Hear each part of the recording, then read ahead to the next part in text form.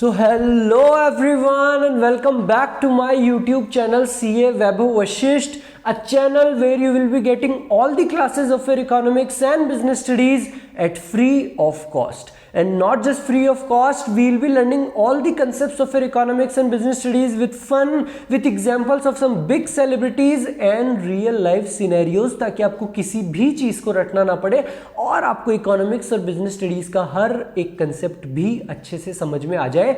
And we are able to achieve our ultimate target of 100 out of 100 marks in your business studies and economics subject. So students, मैंने last class में आप लोगों से एक question पूछा था that do we really need a smart board. आप सब लोगों के कमेंट्स आए उस वीडियो पे, आप कई लोगों के मेरे पास डायरेक्ट मैसेजेस भी आए सर कि sir we do not need a smart board. आप जिस वे में पढ़ा रहे हो आप उसी वे में पढ़ाते रहो, हमको सब चीज़ बहुत अच्छे से समझ में आ रही है. So here we are without the smart board ready to rock in both of our subjects. तो स्टूडेंट्स, आज की क्लास में हम क्या करने वाले हैं बेटा? आज की क्लास में हम करने वाले हैं हमारा chapter number 2 of your Indian economic development, Indian economy 1950 to 1990. बेटा हमने हमारी लास्ट क्लास में देखा था कि इंडिपेंडेंस के टाइम पे हमारी इंडियन इकोनॉमी की क्या हालत थी. जो ब्रिटिशर्स ने, जो अंग्रेजों ने हम पे राज करा, जो उन्होंने हमारा शोषण किया, हमने देखा था एग्रीकल्चर में, इंडस्ट्री में, ट्रेड में, डी इंडस्ट्रियलाइजेशन. ट्रेड हमारा हो रहा था export of raw material and import of finished goods, क्योंकि ब्रिटेन में इंडस्ट्रियल रेवोल्यूशन चल रही थी. ये सारी चीजें हमने देखी थी, ये सारा शोषण हमने देखा था. एंड आई नो आप लोगों की भी आंखों में से आंसू आ गए होंगे हमारी on the eve of independence पे इंडियन इकोनॉमी की हालत को देख के. अगर आप लोगों के आंसू नहीं आए हैं तो मैं कहूंगा जाओ जाके पहले आंसू लेके आओ, यानी कि पहले उस चैप्टर नंबर 1 को पढ़ के आओ, क्योंकि आज की क्लास में हम उसके आगे की स्टोरी देखने वाले हैं कि हमारी इंडियन इकोनॉमी की क्या हालत थी 1950 से लेके 1990 के बीच में. मैंने आपको मेरी लास्ट क्लास में भी बताया था कि जो हमारी इंडियन इकोनॉमी थी, हमारे ब्रिटिशर्स जब राज कर रहे थे, वो बहुत ही स्टैग्नेंट और बैकवर्ड थी. सर आपने बताया था क्या? अरे नालायकों, जो पहले 2 फीचर थे वो यही थे कि हमारी इंडियन इकोनॉमी पहले तो थी स्टैग्नेंट, जो एग्रीगेट रियल आउटपुट की ग्रोथ थी वो लेस देन 2% थी. क्या ब्रिटिशर्स ने उसको कैलकुलेट करा था? नहीं सर, आपने बताया था ब्रिटिशर्स ने तो कभी सुध ही नहीं ली उसको कैलकुलेट करने की. ये तो कुछ इंडिविजुअल्स थे, RC देसाई, दादा भाई नावरोजी, जिन्होंने ये चीज को कैलकुलेट करा था. हमारी इंडियन इकोनॉमी बहुत बैकवर्ड भी थी, गरीबी बिल्कुल फैली हुई थी, पॉवर्टी बहुत जबरदस्त फैली हुई थी. So our Indian economy was stagnant and backward. तो हम हमारी इंडियन इकोनॉमी को उसके हाल पे नहीं छोड़ सकते थे कि चलो अब इंडिया आजाद हो गया है, अब ग्रोथ करो. अब मार्केट फोर्सेस पे हमने छोड़ दिया, टाटा बिरला पे छोड़ दिया, जाओ जाके ग्रोथ करो. हम उसको ऐसे नहीं छोड़ सकते थे. तो यहां पे there comes into picture your economic planning. हमारी इंडियन इकोनॉमी को एक पुश की जरूरत थी, एक अच्छे से धक्का लगाने की जरूरत थी, और उस धक्का लगाने का काम करा हमारे इकोनॉमिक प्लानिंग ने. सर ये इकोनॉमिक प्लानिंग क्या होता है? तो बेटा इकोनॉमिक प्लानिंग होता है सोचना कि जो हमारे कंट्री के रिसोर्सेज हैं, जो स्केर्स रिसोर्सेज हैं, उसको हमको कैसे यूज करना है, उसको हमको नेशनल प्रायोरिटीज के हिसाब से यूज करना है. कैसे यूज करना है उसको? नेशनल प्रायोरिटीज के हिसाब से, कि अभी हमारा युद्ध हो सकता है पाकिस्तान और चाइना से, तो हमको डिफेंस के इक्विपमेंट्स की जरूरत है, हमको डिफेंस में डालना है. हमारे देश में पॉवर्टी बहुत ज्यादा है, तो हमको हमारी पॉवर्टी दूर करने के लिए सोशल जस्टिस देने की जरूरत है. तो इकोनॉमिक प्लानिंग क्या थी? जो हमारे कंट्री के स्केर्स नेचुरल रिसोर्सेज थे, उनको नेशनल प्रायोरिटी के हिसाब से यूज करना. Economic planning means utilization of countries resources in different development activities in accordance with national priorities. किसके हिसाब से? नेशनल प्रायोरिटीज के हिसाब से. तो सर ये जो इकोनॉमिक प्लानिंग थी, यानी कि जो एक धक्का लगाना था हमारी इंडियन इकोनॉमी को, इसको करेगा कौन? किसने करी ये प्लानिंग? तो इस प्लानिंग को करने के लिए एक अलग से कमीशन बैठाई गई. उस कमीशन का नाम था प्लानिंग कमीशन. अच्छा सर, और पता है इस प्लानिंग कमीशन का चेयरमैन कौन था? हमारे चाचा पंडित जवाहरलाल नेहरू जी इस प्लानिंग कमीशन के क्या थे? चेयरमैन थे. और ये कब स्टैब्लिश करी गई बेटा? ये स्टैब्लिश करी गई 1950 में. अच्छा सर, मतलब इकोनॉमिक प्लानिंग जो धक्का लगाना था हमारी इंडियन इकोनॉमी को, वो स्टैब्लिश करी गई प्लानिंग कमीशन। सर क्या अभी भी ये प्लानिंग कमीशन है? तो बेटा इस प्लानिंग कमीशन को हम डिसॉल्व कर चुके हैं और ये रिप्लेस हो चुकी है नीति आयोग से। नीति आयोग, सर इसको याद कैसे करें? तो प्लानिंग कमीशन का हिंदी में अगर करोगे तो वो नीति आयोग ही होता है। 2015 में प्लानिंग कमीशन को डिसॉल्व करके रिप्लेस करा गया नीति आयोग के द्वारा। जो क्या काम है बेटा इनका? इकोनॉमिक प्लानिंग करने का, हमारी कंट्रीज के रिसोर्सेज को नेशनल प्रायोरिटीज के हिसाब से हमको कैसे डेवलपमेंट एक्टिविटीज में लगाना है ये जानने का। तो हमारी इकोनॉमिक प्लानिंग ने ये कहा, जो प्लानिंग कमीशन थी उन्होंने इकोनॉमिक प्लानिंग करी और उन्होंने ये कहा कि जो हमारी कंट्री के रिसोर्सेज हैं हमको इनको ऐसे ऐसे लगाना है। लेकिन हम ऐसे तो कह नहीं सकते कि 30 साल तक हम इसको ऐसे लगाएंगे या हम हर 1 साल में, हर 6 महीने में ऐसे करेंगे। तो वो एक बीच के सॉल्यूशन पे के आए कि हम हर 5 साल के प्लान्स बनाएंगे जो लॉन्ग टर्म प्लान्स भी हो जाएंगे, और हर 5 साल के लिए बना रहे हैं तो हम हर 5 साल में उनकी ग्रोथ को भी नाप पाएंगे। तो हमारी प्लानिंग कमीशन 5 साल के प्लान्स बनाने लगी। सबसे पहला प्लान आया था बेटा 1951 में, 1951 से लेके 1956 तक का 5 साल का सबसे प्लान कब आया? पहला प्लान कब आया? 1951 में। और जो लास्ट प्लान अपना आया हुआ है वो आया था 2012 में, 2012 से 2017। ये इसमें डैश है, ये मिस हो गया, डैश लगा लेना। 2012 में हमारा लास्ट प्लान आया। अब हमारा नेक्स्ट प्लान भी आने वाला है कुछ टाइम में, बट आपको एग्जाम में क्या लिख के आना है? लास्ट प्लान कब आया था? 2012 में। 5 ईयर प्लान्स की उन्होंने पॉलिसी यूज करी। अब मैं आप लोगों को लेके चलने वाला हूं हमारी जर्नी के ऊपर इस चैप्टर की। सबसे इंपॉर्टेंट, बहुत अच्छे से समझते हुए चलना कि जो हमने इकोनॉमिक प्लानिंग करी तो हमको एक इकोनॉमिक सिस्टम बनाना पड़ा उसके लिए। तो हमारे यहाँ पे 3 तरीके के सिस्टम होते हैं। क्या होते हैं वो 3 तरीके के सिस्टम? पहला तो है कैपिटलिस्ट इकोनॉमी, दूसरा है हमारा सोशलिस्ट इकोनॉमी, और तीसरा है, इन दोनों को मिक्सी में डाल के पीस दो, हमारा मिक्स्ड इकोनॉमी। तो ये तीनों चीजें क्या हैं, इनके मेरिट्स क्या है, इनके डीमेरिट्स क्या है, इनके फीचर्स क्या है, हमारे इंडिया ने क्या पॉलिसी अपनाई, कौन सी इकोनॉमी अपनाई, कैपिटलिस्ट इकोनॉमी अपनाई या सोशलिस्ट अपनाई या मिक्स्ड अपनाई, क्या अपनाई, ये सारी चीजें अब हम देखने वाले हैं। तो ध्यान से सुनते हुए चलना। सबसे पहले मैं आपको बता देता हूं कि कैपिटलिस्ट इकोनॉमी क्या होती है। तो बेटा कैपिटलिस्ट इकोनॉमी वो इकोनॉमी होती है जहां पे जो इकोनॉमिक डिसीजंस है वो हम छोड़ देते हैं इंडिविजुअल्स के ऊपर। सर मतलब यानी कि आपके और मेरे जैसे जो लोग हैं, गवर्नमेंट अपन लोगों के ऊपर छोड़ देती है इकोनॉमी को कि आप लोग इकोनॉमी को चलाओ, हम ही टाटा बिरला है, हम ही बिजनेसेस को एस्टेब्लिश करते हैं, मींस ऑफ प्रोडक्शन हमारे पास में ही है, और हम उन प्रोडक्ट्स को प्रोड्यूस करते हैं जहां पे हमारा प्रॉफिट सबसे ज्यादा होने वाला है। किस प्रोडक्ट्स को हम प्रोड्यूस करेंगे? जहां पे हमारा प्रॉफिट सबसे ज्यादा होने वाला है। सर फिर तो ये बेस्ट इकोनॉमी हुई, लेकिन चलते हैं, थोड़ी देर रुको, हम इसके डीमेरिट्स भी देखने वाले हैं। अब बात सुनो सोशलिस्ट इकोनॉमी की। तो बेटा सोशलिस्ट इकोनॉमी वो इकोनॉमी होती है जहां पे जो मींस ऑफ प्रोडक्शन है वो पब्लिक ही ओन करेगी, और पब्लिक से उनका मतलब है गवर्नमेंट। तो जहां पे हमारे मींस ऑफ प्रोडक्शन को गवर्नमेंट ओन करेगी वो होता है हमारा सोशलिस्ट इकोनॉमी। वहां पे जो गवर्नमेंट का रोल होगा, वो गवर्नमेंट का जो उद्देश्य होगा वो प्रॉफिट मैक्सिमाइजेशन का नहीं होगा, उनका उद्देश्य होगा सोशल जस्टिस का। अच्छा सर मतलब आपने हमको बताया था कि हमारे इंडिया में बैकवर्ड इकोनॉमी थी, पॉवर्टी बहुत ज्यादा थी। सर फिर तो हमने सोशलिस्ट इकोनॉमी चूज करी होगी, लेकिन ध्यान से सुनना मेरी बात को। सोशलिस्ट इकोनॉमी के भी कुछ डिमेरिट्स है कि वहां पे जीडीपी ग्रोथ स्लो होती है और हमारी जीडीपी बहुत कम थी।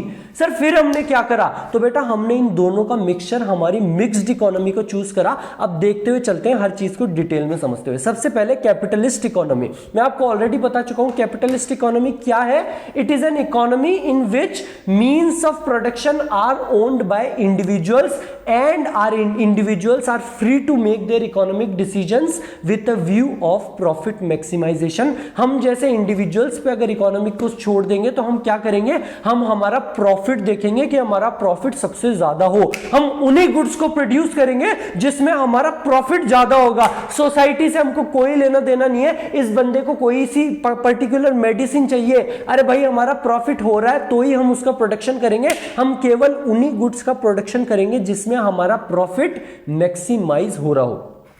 इस इकोनॉमी को बेटा मार्केट इकोनॉमी या फिर कैपिटलिज्म भी कहते हैं। क्या कहते हैं इसको? दूसरा नाम मार्केट इकोनॉमी और कैपिटलिज्म। बहुत इजी से पॉइंट्स है, मैं ऑलरेडी आप लोगों के माइंड में पिक्चर बना चुका हूं। इसके कुछ फीचर्स देखो।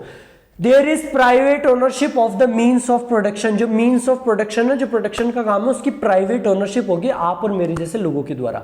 Means of production are used in a manner such that profits are maximize. हम मीन्स ऑफ प्रोडक्शन को कैसे यूज करेंगे, किन प्रोडक्ट्स का हम प्रोडक्शन करेंगे, हमारा प्रॉफिट जिसमें सबसे ज्यादा हो।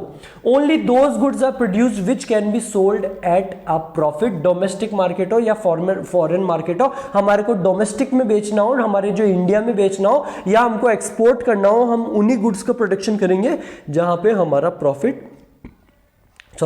हमारा प्रॉफिट ज्यादा होने वाला है। लास्ट जो रोल है गवर्नमेंट का, वो केवल लॉ एंड ऑर्डर, यानी कि हमारी पुलिस वगैरह हमारे लॉ और ऑर्डर को मेंटेन करने के लिए, हमारे डिफेंस इक्विपमेंट्स जो हमारी आर्मी है उनके लिए डिफेंस इक्विपमेंट्स, हमारे लॉ एंड ऑर्डर को मेंटेन करने के लिए, हमारी कैपिटलिस्टिक इकोनॉमी में जो गवर्नमेंट का रोल है वो केवल लॉ एंड ऑर्डर और डिफेंस को मेंटेन करने के लिए ही रहता है। क्या फायदा और क्या नुकसान है इस इकोनॉमी का?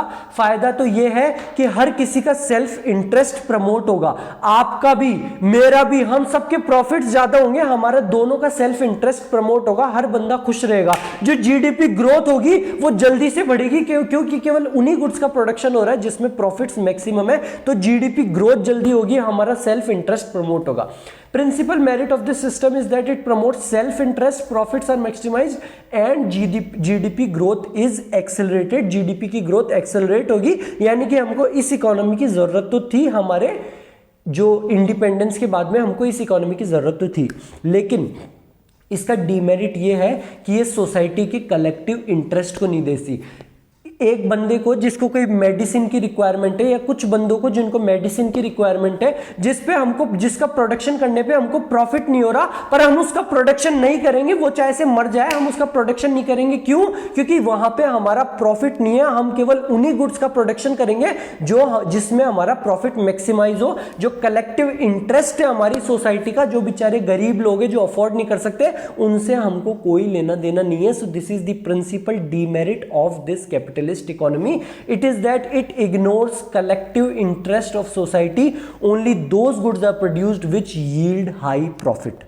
चलते हैं हम हमारी नेक्स्ट इकोनॉमी के ऊपर, and that is your socialist economy. ये भी मैं आपको ऑलरेडी बता चुका हूं, जहां पे पब्लिक ओन करे, यानी कि हमारी गवर्नमेंट ओन करे हमारे मींस ऑफ प्रोडक्शन को। हमारे बेटा कई ऐसे देश हैं जैसे कि चाइना हो गया, वो ये सोशलिस्ट इकोनॉमी को यूज करते हैं, वो भी अब चेंज कर रहे हैं, सोशलिस्ट इकोनॉमी से दूसरी इकोनॉमी की तरफ जाने की सोच रहे हैं। बट एक बार हम देखते हैं कि सोशलिस्ट इकोनॉमी में था क्या। So socialist economy is one in which there is public ownership of the means of production। public ownership का मतलब क्या है? जब गवर्नमेंट ओन करे जो means of production है। मैं आपको पहले भी इकोनॉमिक्स पढ़ाते हुए, बिजनेस स्टडीज पढ़ाते हुए भी पहले भी आपको कई बार बता चुका हूं, पब्लिक और प्राइवेट के बीच में डिफरेंस क्या होता है। अगर आप और मेरे जैसे लोग, आपके अगर फादर, आपके गार्जियंस कोई बिजनेस चलाते हैं, तो वो तो होता है हमारा क्या? Private business. और जब गवर्नमेंट कोई बिजनेस चलाती है, किसी भी बिजनेस में गवर्नमेंट की 51% या उससे ज्यादा की शेयर होल्डिंग होती है, तो वो होता है हमारा public business, public sector undertaking, PSUs। मैंने आपको पहले भी बताया, आप जो पेट्रोल भराने जाते हो, IOCL, BPCL, ये क्या है बेटा? हमारे PSUs, public sector undertakings. So when there is a public ownership of the means of production and economic decisions are taken by the central authority of the government with a view to maximize social welfare। यहां पे view क्या होता है बेटा? to maximize social welfare। और वही हमारे capitalist economy में व्यू क्या था? to maximize the profit maximization was the goal in the capitalist economy। क्या फीचर्स है हमारे सोशलिस्ट इकोनॉमी के? there is public ownership। Capitalist economy में थी प्राइवेट ओनरशिप, यहां पे पब्लिक ओनरशिप होती है मीन्स ऑफ प्रोडक्शन की। Means of production are used in a manner such that social welfare is maximize. वहां पे प्रॉफिट मैक्सिमाइज हो रहा था, यहां पे सोशल वेलफेयर मैक्सिमाइज हो रहा है। There is direct participation of the government in the process of production. Role of government is not merely confined to law and order and defence. हमारी कैपिटलिस्ट इकोनॉमी में जो गवर्नमेंट का role था वो केवल लॉ एंड ऑर्डर, पुलिस वगैरह और defence से रिलेटेड काम था। लेकिन हमारी सोशलिस्ट इकोनॉमी में जो गवर्नमेंट का रोल है वो केवल लॉ एंड ऑर्डर और डिफेंस पे ही सीमित नहीं है, उनका डायरेक्ट पार्टिसिपेशन होता है हमारे प्रोसेस ऑफ प्रोडक्शन में। हमारी सोशलिस्ट इकोनॉमी के क्या फायदे हैं और क्या नुकसान है? नुकसान को बहुत ध्यान से समझना, ये नुकसान बहुत इंपॉर्टेंट है। इसी नुकसान की वजह से हमने हमारी इकोनॉमी में सोशलिस्ट इकोनॉमी को नहीं अपनाया था। फायदा क्या है? Socialist economy achieves equality in the distribution of income. क्यों? क्योंकि जो हमारी सोशलिस्ट इकोनॉमी का व्यू है, वो व्यू क्या है बेटा? सोशल वेलफेयर को मैक्सिमाइज करने का। क्योंकि उनका व्यू सोशल वेलफेयर को मैक्सिमाइज करने का है, तो जो हमारी डिस्ट्रीब्यूशन ऑफ इनकम और जो ग्रोथ प्रोसेस है वो सोशल जस्टिस के साथ में होता है। अमीर ज्यादा अमीर नहीं बने और गरीब ज्यादा गरीब नहीं बने, हर किसी का सोशल वेलफेयर, हर किसी को जस्टिस मिलना चाहिए। तो ये तो पहला मेरिट, पहला फायदा है हमारी सोशलिस्ट इकोनॉमी का। सबसे बड़ा नुकसान, the principle demerit of this socialist economy is that यहां पे जो जीडीपी की ग्रोथ होती है वो बहुत स्लो होती है। क्योंकि जो हमारा टारगेट है वो प्रॉफिट मैक्सिमाइजेशन का नहीं है, बल्कि सोशल जस्टिस देने का है कि हर बंदे को जस्टिस मिल पाए। हम उन गुड्स का प्रोडक्शन करें जो सोशली रिक्वायर्ड है, ना कि जिसमें हमारा प्रॉफिट ज्यादा हो। तो जो हमारी जीडीपी की ग्रोथ है, क्या बोला मैंने? सबसे बड़ा डिमेरिट क्या है? हमारी जीडीपी की ग्रोथ बहुत ज्यादा स्लो होती है, और यही रीजन था कि हमने सोशलिस्ट इकोनॉमी को नहीं अपनाया हमारे इकोनॉमिक सिस्टम में। GDP growth remains a slow process because production is directed by the principle of equity and justice and not profit maximization। तो now comes into picture कि हमारे इंडिया ने किस इकोनॉमिक सिस्टम को अपनाया। तो बेटा हमारा इंडिया बोला कि हम कैपिटलिस्ट और सोशलिस्ट, हम दोनों का फायदा लेने वाले हैं। कई चीजों में तो हम लगाने वाले हैं कैपिटलिस्ट इकोनॉमी, यानी कि हम जैसे इंडिविजुअल्स के ऊपर छोड़ देंगे, और कई जगह पे हमारी गवर्नमेंट डायरेक्ट रोल में आएगी कि इन चीजों में हम डायरेक्ट प्रोडक्शन करने वाले हैं, प्रोडक्शन मीन्स ऑफ प्रोडक्शन में डायरेक्ट इन्वॉल्व होने वाले हैं। So there comes into picture your mixed economy, जो हमारे इंडिया, हमारी भारत देश ने अप्लाई की। क्या थी बेटा हमारी mixed economy? A mixed economy is one in which there is private as well as public ownership of the means of production. जो मीन्स ऑफ प्रोडक्शन है उसमें प्राइवेट और पब्लिक दोनों का ही चीजें होने वाली है। हम लोग क्या करने वाले हैं बेटा? हम अब फीचर्स देख लेते हैं, आपको और क्लियर हो जाएगा। हम कुछ चीजें तो हम इंडिविजुअल्स के ऊपर छोड़ देंगे, हम जैसे लोगों के ऊपर, कि जाओ तो इकोनॉमी तुम्हारे हवाले है, जो तुमको प्रोडक्शन करना है वो तुम प्रोडक्शन करो। हम उन चीजों का प्रोडक्शन करेंगे जहां पे हमारा प्रॉफिट मैक्सिमम होगा, हमारी जीडीपी की ग्रोथ भी बढ़ेगी। और कई जो ऐसी चीजें होगी जो हमारी सोशल वेलफेयर से रिलेटेड होगी, जैसे कि उस बंदे को एक मेडिसिन की रिक्वायरमेंट थी जो हम प्रोड्यूस नहीं कर रहे थे क्योंकि हमारा प्रॉफिट मैक्सिमम नहीं था, वहां पे हमारी जो गवर्नमेंट है, हमारा पब्लिक सेक्टर आएगा कि तुम लोगों के लिए, तुम्हारे सोशल जस्टिस के लिए हम उन चीजों का प्रोडक्शन करने वाले हैं, ताकि उन लोगों को भी सोशल जस्टिस मिल पाए और हमारा प्रॉफिट भी मैक्सिमाइज हो पाए, हमारी जीडीपी भी बढ़ पाए। What were the features of our mixed economy? Means of production are owned by private as well as government. हमारे जैसे लोग और गवर्नमेंट दोनों के द्वारा ओन करे जाएंगे। Both private as well as public sector plays a significant role in the process of production. In the private sector, production decisions are governed by the principle of profit maximization. हम लोगों के बीच में profit ज्यादा होंगे, हम केवल उन्हीं का प्रोडक्शन करेंगे। While in public sector, social welfare was maximized. क्या मेरिट थे और क्या डीमेरिट थे हमारे इसके? सर इसके भी कुछ डीमेरिट है क्या? हाँ बेटा इसके भी कुछ बहुत बड़े डीमेरिट थे, आपको पढ़ते ही समझ में आ जाएगा क्या डीमेरिट था। मेरिट क्या था कि हमको दोनों चीज का फायदा मिला। एक तो हमारी जीडीपी भी बढ़ी हम लोगों की वजह से, प्राइवेट एंटरप्रेन्योर्स की वजह से, और उन बंदों को सोशल जस्टिस भी मिला हमारे पब्लिक सेक्टर की वजह से। It combines the merits of capitalist as well as socialist economy. Private entrepreneurs are free to focus on profit maximisation, हमारे जैसे लोग। On the other hand social justice और इक्वालिटी इज ऑल्सो प्रमोटेड। ठीक है sir, merit में तो कोई दिक्कत थी ही नहीं। हम अभी कैपिटलिस्ट और सोशलिस्ट के मेरिट पढ़ के आए थे, उन दोनों के मेरिट इसमें मिल गए, तो हमको उसमें तो कोई दिक्कत आई नहीं।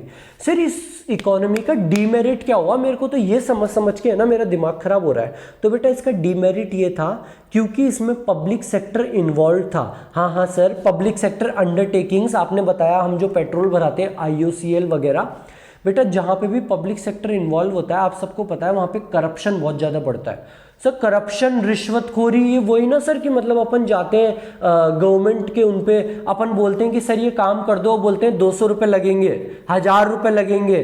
कोई भी लैंड की हम डील करने जाते हैं तो बोलते हैं 1 लाख रुपए की हमको रिश्वत देनी पड़ेगी। तो हमारी पब्लिक सेक्टर अंडरटेकिंग्स में करप्शन, चोरी, रिश्वतखोरी बहुत ज्यादा थी, और इस वजह से this was the biggest demerit of the mixed economy. यही वो रीजन है कि आप लोग सुन रहे होंगे ना कि विपक्ष कहता है कि मोदी जी इस चीज का डिसइन्वेस्टमेंट कर रहे हैं, अब वो रेलवेज का भी डिसइन्वेस्टमेंट करने वाले हैं, वो इस पब्लिक सेक्टर अंडरटेकिंग का डिसइन्वेस्टमेंट कर चुके हैं। वो यही डीमेरिट है, it is because of this demerit only कि हमारी जो पब्लिक सेक्टर अंडरटेकिंग्स है उसमें करप्शन, रिश्वतखोरी और चोरी चकारी बहुत ज्यादा होती है। This is the biggest demerit. आप लोग सुन भी रहे होंगे आई गेस, अगर पहले के टाइम पे आप लोगों को पासपोर्ट बनवाना होता था, आप अपने फादर वगैरह से पूछना है, आप लोग भी गए होंगे, तो बहुत टाइम लगता था, बहुत समय लगता था, बहुत रिश्वत देनी पड़ती थी हमको पासपोर्ट बनवाने के लिए। लेकिन आज के टाइम पे ये जो पासपोर्ट बनाने का काम है बेटा, ये गवर्नमेंट ने दे चुका है हमारे TCS कंपनी को, टाटा कंसल्टेंसी सर्विसेज को। अब आप जाओगे तो बेटा हर चीज एक तो ऑनलाइन हो चुकी है, प्लस आपको मैक्सिमम 1 से 2 घंटे लगते हैं बेटा पासपोर्ट ऑफिस पे। मैं खुद भी गया था मेरा पासपोर्ट बनवाने में, और 1 से 2 घंटे लगते हैं और चीजें बहुत जल्दी हो जाती है। व्हाई? बिकॉज इस पासपोर्ट बनाने वाले काम को वो प्राइवेट एंटरप्रेन्योर के हाथ में दे चुके हैं, जहां पे करप्शन, रिश्वतखोरी ये सब चीजें नहीं है। तो आई होप आपको ये चीज भी समझ में आई होगी that principal demerit is that government sector is often inflicted with corruption leading to low level of productivity, और इस करप्शन की वजह से हमारी प्रोडक्टिविटी बहुत कम थी। अभी आप थोड़ी सी देर चलो, आधे 1 घंटे बाद में हम इसमें डिटेल में डिस्कस करने वाले हैं हमारी पब्लिक सेक्टर अंडरटेकिंग्स के बारे में। जब क्लास खत्म होगी तो आपको समझ में आ जाएगा, आप वापस से रिकॉल कर पाओगे, सर ने उस टाइम पे भी बताया था। ये हमारी पब्लिक सेक्टर अंडरटेकिंग्स को हम डेड सोशल वेट भी कहने लग गए थे, और धीरे धीरे करते हुए इन पब्लिक सेक्टर अंडरटेकिंग्स को बंद करने का टाइम आ गया था, क्योंकि यहाँ पे करप्शन, रिश्वतखोरी इतनी ज्यादा हो गई थी, तो हम इसको क्या बोलने लग गए थे? Dead social weight. लेकिन अभी आपको दिमाग पे लोड लेने की जरूरत नहीं है, जब क्लास का आगे का टाइम आएगा, जब क्लास खत्म होने वाली होगी, तब आपको ऑलरेडी ये चीजें याद हो जाने वाली है। बेटा हमने क्या करा, हमारी इंडियन इकोनॉमी को क्या चाहिए था? सर एक धक्का चाहिए था, it needed a big push. तो हमने इकोनॉमिक प्लानिंग करी। इकोनॉमिक प्लानिंग करने के लिए हमने प्लानिंग कमीशन को तय करा 1950 में, under the chairmanship of Pandit Jawaharlal Nehru. उस प्लानिंग कमीशन को रिप्लेस करा गया और उसका नया नाम क्या हो गया 2015 में? नीति आयोग। प्लानिंग कमीशन का नया नाम है नीति आयोग। तो जो हमने प्लानिंग करी, जो हमने 5 साल के प्लान्स बनाए, उसके कुछ गोल्स थे। हमारे जवाहरलाल नेहरू जी, हमारे चेयरमैन सर ने बोला कि देखो जो हम प्लान्स बना रहे हैं, जो हम 5 साल के प्लान्स बना रहे हैं, ये तुम इस हिसाब से बनाना, पहले कुछ गोल्स लिख लो मुझसे कि हमारी इंडियन इकोनॉमी के कुछ गोल्स होने चाहिए, उन्हीं गोल्स के हिसाब से हमारे प्लान्स बनने चाहिए। और वो गोल्स क्या थे? सबसे पहला तो जीडीपी ग्रोथ। हम हमारे लास्ट चैप्टर में भी पढ़ के आ रहे हैं कि जो हमारे एग्रीगेट रियल आउटपुट की ग्रोथ थी वो 2% से भी कम थी। किसने कैलकुलेट करा था इसको? आरसी देसाई और हमारे दादा भाई नायडू जी, कुछ इंडिविजुअल्स ने। तो सबसे पहला गोल था हमारी प्लानिंग का कि हमारी जीडीपी की ग्रोथ होनी चाहिए। दूसरी चीज जो हमारी जीडीपी की ग्रोथ होनी चाहिए वो मॉडर्न टेक्नोलॉजी के साथ होनी चाहिए। जैसे कि अभी आप लोग सुनते होंगे कि अभी इलेक्ट्रॉनिक व्हीकल्स आ रही है, कार में भी नई मॉडर्न टेक्नोलॉजी आ रही है। तो हमारी प्लानिंग कमीशन ने एक गोल तय करा था कि हम जो गोल करेंगे, हम जो हमारे गोल्स को अचीव करेंगे प्लानिंग में, वो मॉडर्नाइजेशन, मॉडर्न टेक्नोलॉजी के थ्रू करेंगे। और इसका सबसे बिगेस्ट एग्जांपल है हमारा ग्रीन रेवोल्यूशन। सर ये ग्रीन रेवोल्यूशन क्या होता है? तो बेटा ग्रीन रेवोल्यूशन भी आपको आने वाले आधे घंटे में बहुत डिटेल में अच्छे से समझ में आ जाएगा। हम वापस से कनेक्ट करने वाले हैं इस पॉइंट के ऊपर ग्रीन रेवोल्यूशन पढ़ने के बाद में। तीसरा हमारा गोल था सेल्फ रिलायंस और सेल्फ सफिशिएंसी। जो हमारे फूड ग्रेन्स थे, हमने हमारी लास्ट फीचर में पढ़ा था, लास्ट चैप्टर के फीचर में, कि epidemics and famines were a recurring phenomenon. Epidemic था हमारा महामारी और फेमाइन था अकाल। तो हमारे अकाल पड़ता रहता था, तो हमको फूड ग्रेन्स बाहर से मंगाने पड़ते थे, खाने पीने का सामान। तो हमारा एक और गोल था कि हम खाने पीने के फूड ग्रेन प्रोडक्शन में सेल्फ सफिशिएंट होने चाहिए, यानी कि हमारे बंदों को जो फूड ग्रेन्स, जो गेहूं चावल खाने, हमको बाहर से इंपोर्ट ना करना पड़े, हम खुद ही उसमें सेल्फ सफिशिएंट होने चाहिए। चौथा and the most important, equitable distribution और इक्विटी। सबको बेटा हमको साथ लेके चलना है कि ऐसे नहीं अमीर तो अमीर हो जा रहा है और गरीब बेचारा गरीब हो जा रहा है। हमको सोशल जस्टिस और इक्विटी को प्रमोट करना है। So these were some of the goals of the planning. बहुत इजी है बेटा गोल्स, मैं फटाफट से करते हुए चलूंगा बिकॉज आई नो इसमें ज्यादा टाइम देने की जरूरत नहीं है। सबसे पहला गोल जीडीपी ग्रोथ, हमारी जीडीपी बढ़नी चाहिए। जीडीपी कब बढ़ेगी? जब जो हमारी इकोनॉमी है उसमें गुड्स एंड सर्विसेज की सप्लाई बढ़ जाएगी। और अगर आप लोगों को ये पॉइंट समझ में नहीं आया कि सर गुड्स एंड सर्विसेज की सप्लाई बढ़ने से जीडीपी कैसे बढ़ती है, तो जाओ जाके नेशनल इनकम मैंने पूरा अच्छे से डिटेल में समझाया हुआ है। अगर आप उस क्लासेस को देखोगे तो आपको अच्छे से समझ में आ जाएगा कि गुड्स एंड सर्विसेज की सप्लाई जब इकोनॉमी में बढ़ती है तो हमारी जीडीपी कैसे बढ़ती है। The next goal was modernisation, जो मैं आपको ऑलरेडी बता चुका हूं। जो हम ग्रोथ करेंगे वो मॉडर्न टेक्नोलॉजी साइंस के दम पे करेंगे, और इसका बिगेस्ट एग्जांपल था ग्रीन रेवोल्यूशन का हमारे एग्रीकल्चर में, जो आधे घंटे बाद में आपको क्लियर होने वाला है कि ग्रीन रेवोल्यूशन क्या थी। The next goal was self reliance and self sufficiency. दोनों चीजें एक ही है बेटा, सेल्फ रिलायंस और सेल्फ सफिशिएंसी, यानी कि हमको रेस्ट ऑफ द वर्ल्ड के ऊपर डिपेंडेंट नहीं रहना। तो सर फिर इन दोनों में डिफरेंस क्या है, सेल्फ रिलायंस और सेल्फ सफिशिएंसी में? सेल्फ रिलायंस तो कहता है कि हमको रेस्ट ऑफ द वर्ल्ड के ऊपर डिपेंडेंट नहीं रहना। हमने देखा था लास्ट क्लास में, हमको सिलाई मशीन, मेडिसिन, कई तरीके की कैपिटल गुड्स सारे हमको बाहर से लेके आने पड़ रहे थे, हमारे रेस्ट ऑफ द वर्ल्ड से इंपोर्ट करने थे। तो पहला गोल तो था सेल्फ रिलायंस, की उनके ऊपर डिपेंडेंट नहीं रहना। सेल्फ सफिशिएंसी कहता है कि हमको उनके ऊपर डिपेंडेंट नहीं रहना हमारे एसेंशियल प्रोडक्ट्स के लिए, हमारी एसेंशियल सप्लाईज के लिए। और हमारी एसेंशियल सप्लाई क्या होती है? फूड ग्रेन्स, जिनके बिना, जिनको खाए बिना आप जिंदा नहीं रह सकते। सो सेल्फ सफिशिएंसी कहती है कि हमको रेस्ट ऑफ द वर्ल्ड पे डिपेंडेंट नहीं रहना हमारे एसेंशियल सप्लाईज के लिए, जैसे कि food grains. Self reliance means state of non dependence on rest of the world for financial resources, and self sufficiency refers to non dependence upon rest of the world for essential supplies in domestic economy। किसके लिए? essential supplies। India बेटा चाहता था कि हम dependent नहीं रहे हमारे फूड ग्रेन्स के लिए। जो मेन उनकी जो गोल था वो ये था कि हम फूड ग्रेन्स के लिए बाहर की कंट्रीज के ऊपर डिपेंडेंट ना रहें। अब हम आगे ये भी देखने वाले हैं क्या ये गोल्स पूरे हुए कि नहीं हुए, पर अभी हम गोल डिस्कस कर रहे हैं। पहला गोल था जीडीपी ग्रोथ का, दूसरा था ग्रोथ होनी चाहिए मॉडर्नाइजेशन, यानी कि मॉडर्न टेक्नोलॉजी साइंस की मदद पे, और उसका बिगेस्ट एग्जांपल है हमारा ग्रीन रेवोल्यूशन। तीसरा हमारा गोल था कि हम सेल्फ रिलायंट हो जाएं और सेल्फ सफिशिएंट हो जाएं हमारे फूड ग्रेन प्रोडक्शन, हमारी एसेंशियल सप्लाईज के लिए।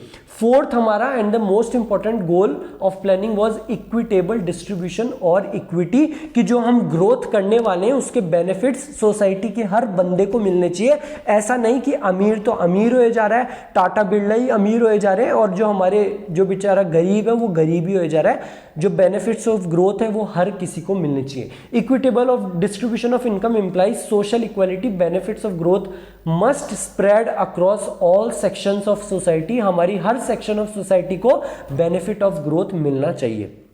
Because growth serves no person no purpose where rich tends to become richer. अमीर तो अमीर हो जा रहा है and poor becomes poorer. So these were some of the goals of the planning in India. अब हम देखने वाले हैं कि हमने जो प्लानिंग करी क्या हमारे गोल्स पूरे हो पाए कि नहीं हो पाए। हमने प्लानिंग क्या करी थी? एग्रीकल्चर में, इंडस्ट्री में, ट्रेड में। सर आपने ये तो बताया नहीं, तो वो हम आगे पढ़ने वाले हैं। अभी मैं आपको क्या बता रहा हूं, अभी हमने देख लिया जो हमने प्लानिंग करी, इकोनॉमिक प्लानिंग 1950 से 1990, जो 5 साल के हमने प्लान्स बनाए, 5 ईयर प्लान्स, उसके हमने गोल्स देखे। अब हम देखने वाले हैं क्या वो अचीव हो पाए कि नहीं हो पाए। अचीवमेंट ऑफ द गोल्स की क्या क्या अचीवमेंट थे हमारे उन गोल्स के। पहला, increase in national income, reforms in agriculture, growth and diversification of industry, social infrastructure, economic infrastructure, international trade, ये सारे हम गोल्स देखने वाले हैं। तो सबसे पहला गोल तो है बेटा नेशनल इनकम, जो हमने हमारी लास्ट क्लास में भी देखा था कि हमारी जो एग्रीगेट रियल आउटपुट की ग्रोथ थी वो तो 2% से कम थी, और जो हमारी नेशनल इनकम की ग्रोथ थी, जो कि अंग्रेजों ने कभी कैलकुलेट नहीं करी थी, जो हमारे कुछ इंडिविजुअल्स थे, आरसी देसाई और दादा भाई नायरोजी, उन्होंने कैलकुलेट करी थी, वो केवल 0.5% ही थी। लेकिन हमारे ये जो वो केवल 0.5% ही थी, लेकिन हमने जो 5 ईयर प्लान्स लगाए उसके बाद में it was recorded to be 5.8%। तो हमारा पहला गोल तो हम हम अचीव कर चुके थे, that was increase in national income. कितनी हो गई थी बेटा हमारी national income? It was recorded to be 5.8%। एक और चीज ध्यान देने वाली बात, मैंने यहां पे क्या लिखा है, by the end of 7th plan, जो 1950 से 1990 के हम जो टाइम डिस्कस कर रहे हैं, इसमें बेटा 7 प्लान आ चुके हैं। आप लगाना, हिसाब लगाना 5 साल के हिसाब से, तो टोटल 7 प्लान्स को, 7 5 ईयर प्लान्स को हम डिस्कस करने वाले हैं। और यहां पे मैंने ध्यान देने वाली बात ये है, ये लिखा है by the end of 7th plan it was recorded to be 5.8%. it was recorded, हमने रिकॉर्ड करी थी 5.8%, लेकिन पहले के टाइम पे 0.5% रिकॉर्ड नहीं हुई थी। क्यों नहीं हुई थी रिकॉर्ड, वो हम लास्ट क्लास में पढ़ के आए हैं। अंग्रेजों ने कभी सुध नहीं ली थी हमारी नेशनल इनकम की ग्रोथ को रिकॉर्ड करने की। ये तो कुछ इंडिविजुअल्स थे जैसे कि आरसी देसाई, दादा भाई नायरोजी, जिन्होंने इस चीज को कैलकुलेट करा था कि हमारी नेशनल इनकम की जो रेट है वो केवल 0.5% पर एनम की रेट से ही ग्रो कर रही है हमारी नेशनल इनकम। सो हमारा पहला गोल तो अचीव हो गया, इंक्रीज इन नेशनल इनकम। हमारा दूसरा गोल था रिफॉर्म्स इन एग्रीकल्चर। जो हमने बेटा एग्रीकल्चर में हमारे फार्मर्स के ऊपर जो हमने देखा था, जो 72% पॉपुलेशन एग्रीकल्चर में इन्वॉल्व थी, हमने उनकी कई सारी कठिनाइयां देखी थी हमारे लास्ट चैप्टर में, तो हम उसमें भी कुछ रिफॉर्म्स लेके आ पाए। कैसे लेके आ पाए? पहले तो थे कुछ लैंड रिफॉर्म्स और दूसरे थे इंप्रूवमेंट इन टेक्नोलॉजी। पहले तो हम लेके आए बेटा लैंड रिफॉर्म्स और हम लेके आए थे कुछ टेक्नोलॉजिकल रिफॉर्म्स। कुछ तो थे लैंड रिफॉर्म्स और कुछ थे टेक्निकल रिफॉर्म्स। सर आप इस चीज को 2 बार क्यों बोल रहे हो? मैं 2 बार इसलिए बोल रहा हूं क्योंकि अभी आपको पता नहीं है कि वो लैंड रिफॉर्म्स क्या थे और वो टेक्निकल रिफॉर्म्स क्या थे। आपको ग्रीन रेवोल्यूशन के बारे में भी नहीं पता, लेकिन नेक्स्ट 10 मिनट में आपको क्लियर होने वाला है कि लैंड रिफॉर्म्स क्या थे, ग्रीन रेवोल्यूशन क्या थी, हमारे टेक्निकल रिफॉर्म्स क्या थे। तो मैं आपको 2 पॉइंट बता चुका हूं। एक तो हमारा मॉडर्नाइजेशन जो हम गोल देखे थे, दूसरा हमारा अचीवमेंट ऑफ गोल्स में ये रिफॉर्म्स इन एग्रीकल्चर। इन दोनों पॉइंट को जब मैं आपको 10 मिनट बाद में ग्रीन रेवोल्यूशन समझा दूंगा, आप वापस से जब रिवाइज करोगे तो आप कनेक्ट करते हुए चलोगे। अच्छा सर इस चीज की बात कर रहे थे। पहला गोल तो हमारा अचीव हो गया, इंक्रीज इन नेशनल इनकम। हमारा दूसरा गोल था रिफॉर्म्स लाने का एग्रीकल्चर में, हम वो भी अचीव कर पाए थे। किनकी मदद पे? लैंड रिफॉर्म्स और टेक्निकल रिफॉर्म्स की मदद पे हम वो भी अचीव कर पाए थे, जो कि 10 मिनट बाद में आपको क्लियर हो जाएगा। हमारा तीसरा गोल था बेटा इंडस्ट्री की ग्रोथ और उसको डाइवर्सिफाई करना। हमने हमारी लास्ट क्लास में पढ़ा था डी इंडस्ट्रियलाइजेशन। उस टाइम पे जो हमारी इंडस्ट्री चलती थी वो हैंडीक्राफ्ट इंडस्ट्री थी और उसको भी तबाह कर दिया था हमारे अंग्रेजों ने। और हमारी जो इंडस्ट्री थी ना बेटा, वो केवल कॉटन, जूट, कुछ सिल्क का काम करना, केवल इसी पे रुकी हुई थी। इसके अलावा कुछ काम नहीं था। तो हमारी प्लानिंग का गोल भी था और हमने उसको अचीव भी करा कि जो हमारी इंडस्ट्री थी वो डाइवर्सिफाई हो पाई। वो केवल कॉटन, जूट, टेक्सटाइल केवल इन्हीं में निर्भर नहीं थी। हम आगे ये सरियों का काम, आयरन एंड स्टील, हम क्या बोलते हैं कुछ इंजीनियरिंग गुड्स, तो हमारी जो इंडस्ट्री थी वो भी डाइवर्सिफाई हो पाई।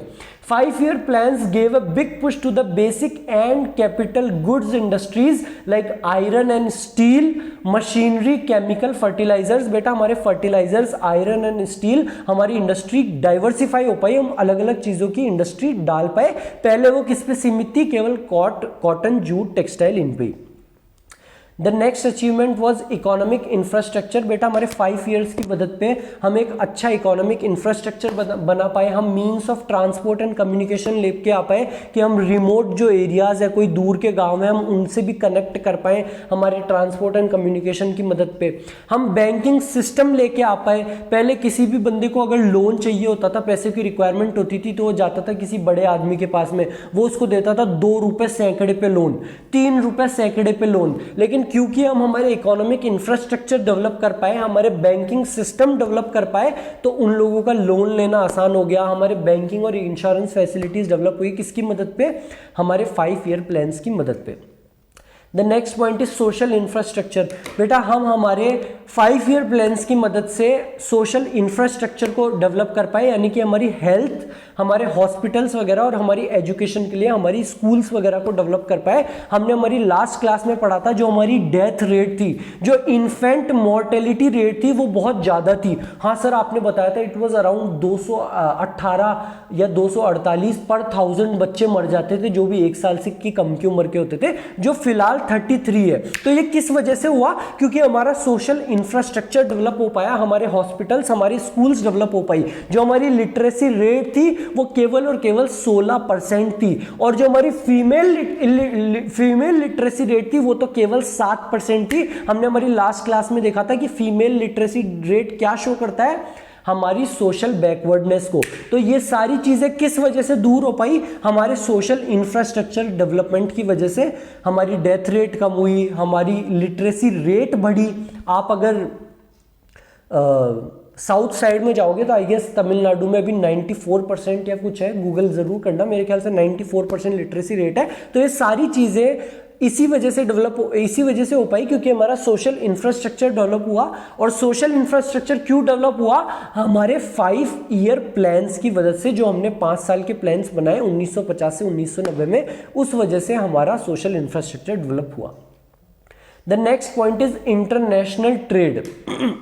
हमने हमारी लास्ट क्लास में क्या देखा था बेटा, हमारे ब्रिटेन के टाइम पे हमारे इंटरनेशनल ट्रेड की क्या हालत थी। सर आपने बताया था ब्रिटेन की मोनोपोली चलती थी। सर मोनोपोली क्यों थी, क्योंकि 50% से ज्यादा इंटरनेशनल ट्रेड हमारा केवल ब्रिटेन के साथ हो रहा था। और इंटरनेशनल ट्रेड भी हमारा सर कुछ इस तरीके से था कि हम रॉ मटेरियल तो करते थे एक्सपोर्ट, और जो फिनिश्ड गुड्स बनते थे उसको हम करते थे इंपोर्ट, क्योंकि सर ब्रिटेन में इंडस्ट्रियल रेवोल्यूशन चल रही थी। तो यहां से हमारे यहां से उनको रॉ मटेरियल भी मिल जाता था और उनके बने हुए फिनिश्ड प्रोडक्ट्स को यहां पे मार्केट भी मिल जाता था। तो कुछ इस तरीके का हाल था हमारे अंग्रेजों के टाइम पे।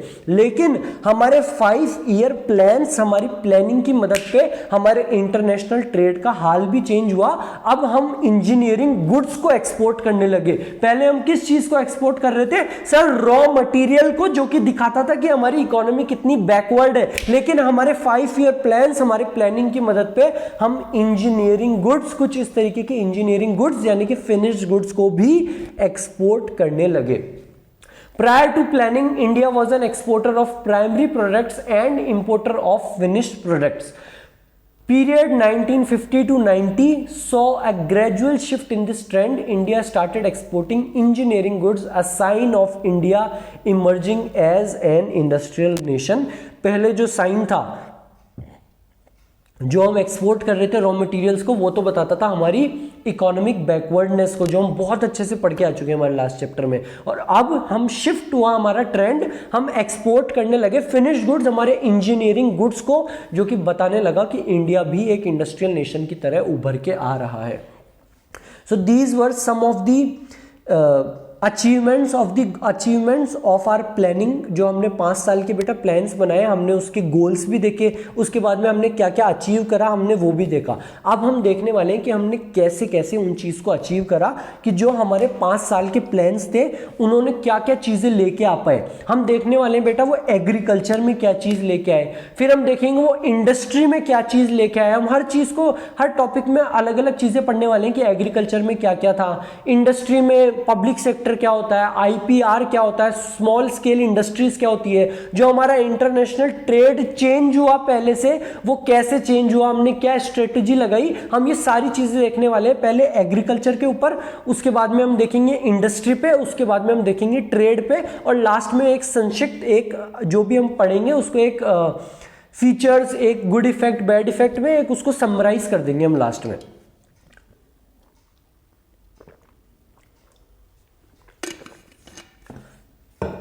तो सबसे पहले एग्रीकल्चर, कि हमारे 5 ईयर प्लान्स की मदद पे हमारे एग्रीकल्चर में क्या क्या चीज़ें हुई। सो एग्रीकल्चर में बेटा हमारे 2 तरीके के रिफॉर्म्स आए थे, हम थोड़ी देर पहले भी उनको डिस्कस कर रहे थे हमारे गोल्स में।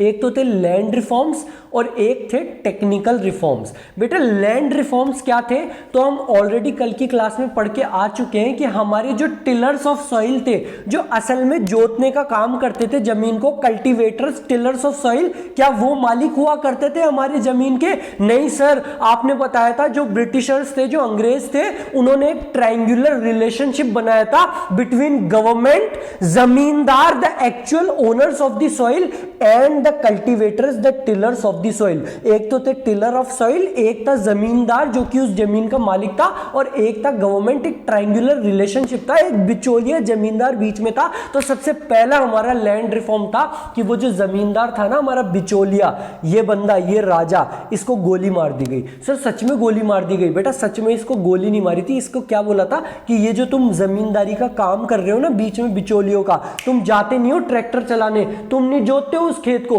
ये सारी तुम्हारी जमीन तुम इस बंदे को दो। उस बंदे का क्या नाम था? हमारे लाला फाला जो भी आमिर खान था, जो असल में कल्टीवेटर है, जो टिलर ऑफ सॉइल है, तुमको अपनी सारी जमीन उस बंदे को देनी पड़ी थी। और बेटा इस लॉ की वजह से ये जो उन्होंने इंटरमीडियरीज, जो जमींदार को उन्होंने अबोलिश करा था, इसकी वजह से around 200 lakh tenants, 200 lakh farmers, 200 lakh cultivators को लैंड मिली थी। 200 लाख का मतलब है around 2 crore tenants, 2 crore cultivators को लैंड मिली थी। किनसे? जमींदारियों से छीन के उनको लैंड दे दी गई थी।